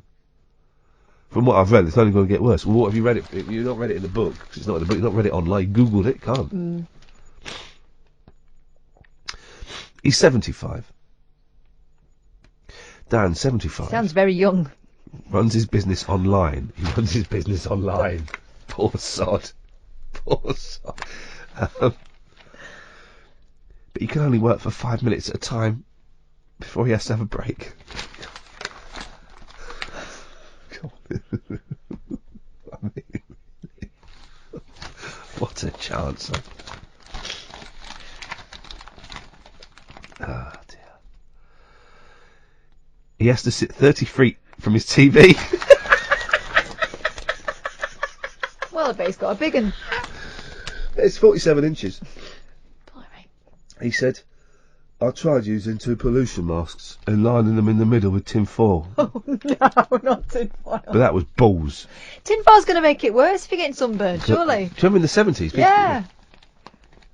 At ski resorts, you know. I've tried all different types of cream for my face. I bet there's one cream he hasn't tried. No. Whipped cream. After my face goes red, it takes 20 minutes to cool down. Dan wants the government to make electrosensitivity a recognised medical condition. Bet it does. He added, "It's not recognised in this country. In Sweden it is." Go live in Sweden then, you freak. Hang on a minute. Can I just rewind you to 5 minutes ago when I was being insensitive and crass? You're calling him a freak? You were laughing at the bloke in a wheelchair because his name was Dave No Legs. Bit of that, mate. The kids now using phones and iPads from very young ages and have them close to their faces. In 20 years, this is going to affect a lot more people. No, it's not. No, it's not, mate. No. That voice sounded like someone we used to know. That's what's making me laugh more. Paul Scoins? No. Oh, this is what the show was going to be about. Quick, we've got 8 minutes. Flipping heck. Someone sent me a story online. Here it is. And I've seen men do this. Men have been warned not to blow dry their private parts. This is what the whole show was going to be. You haven't seen that. Oh, it's really common in gyms, right? It's really common. Hairy men. I've seen them with 2 hairdryers at a time doing their body. Honestly, I don't go to the gym anymore, but when I used to go to the gym, you would see them do it, and they would dry their hair. You can on their burn head. it, can't you? Some men are really hairy, and then they would dry their chest, then they would dry their dingle dangles. What? And you'd see it flapping in the breeze. That's why they had 2 to keep it steady. What do they call it? A weathercock?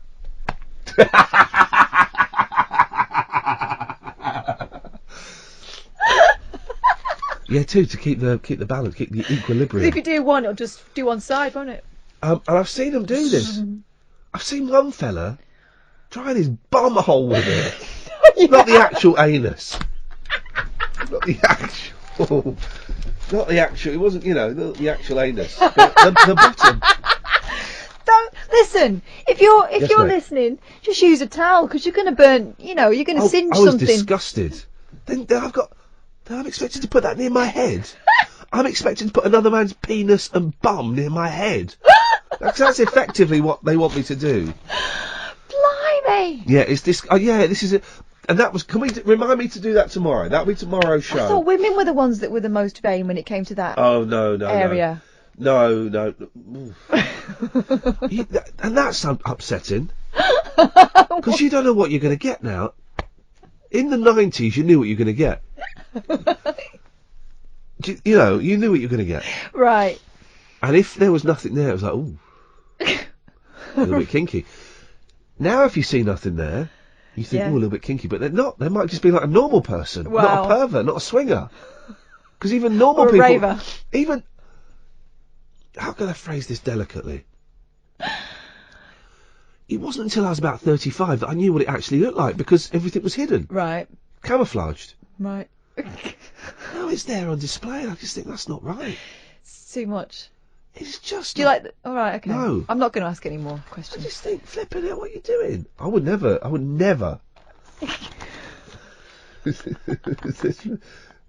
Why has Scott sent me that picture of that? You know who that is, don't you? Yeah, I do. I know why that's happened, though.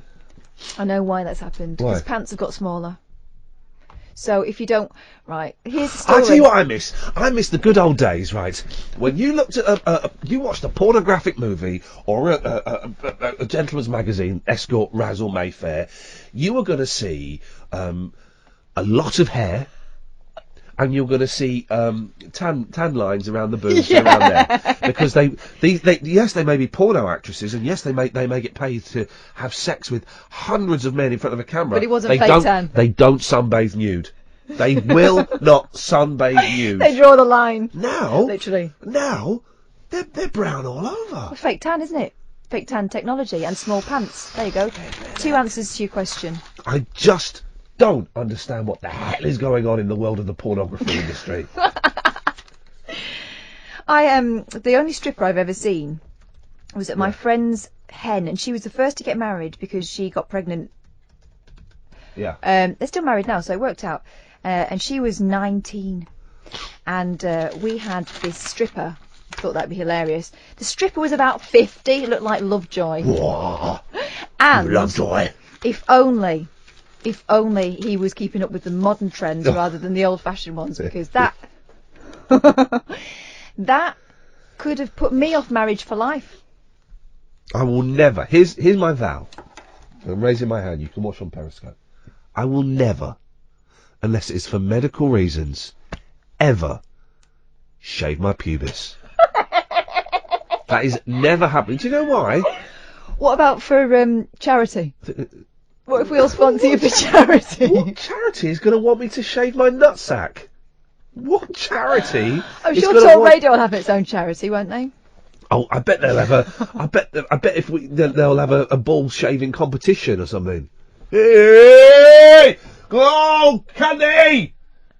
Shave my balls. I'll shave your balls, Goldstein. So I'm never doing that. Okay, well that's a relief for many. I like a little bit. Well, yeah, I like a little bit of fun in the bedroom. Of course I do. A little bit of fun. You know, I love whatever. It's fine. I'm not a pervert. I'm not a pervert. That's never happened. Well, Scott, you and Lovejoy. Scott's trolling me now, so Scott, you're blocked. Yeah. Can you stop it, please? It's getting quite disturbing. Anyway, that's that sorted then. Intimate grooming. Yeah. Tomorrow's show. Remind me. I'm not talking to you. I'm talking to Id, because Id will remind me. Okay. We're doing the hair drying the men's body parts tomorrow. I'll remind you tomorrow. Have you seen it happen? Me? No. Doesn't go to the same sort of gyms as you. It's the kind of person that dries their pubic hair with a hairdryer is the kind of person that will cut off a cat's head. Wow, that escalated, that's didn't a it? link. That escalated. Guys, trust me. Tomorrow's show, stick around. Well, don't stick around. I mean, go off and do stuff now. It's 21 hours away. But tomorrow's show is going to be great. Talk Radio. Digital debate for the UK. Pick up your phone and talk radio. We'll get you talking.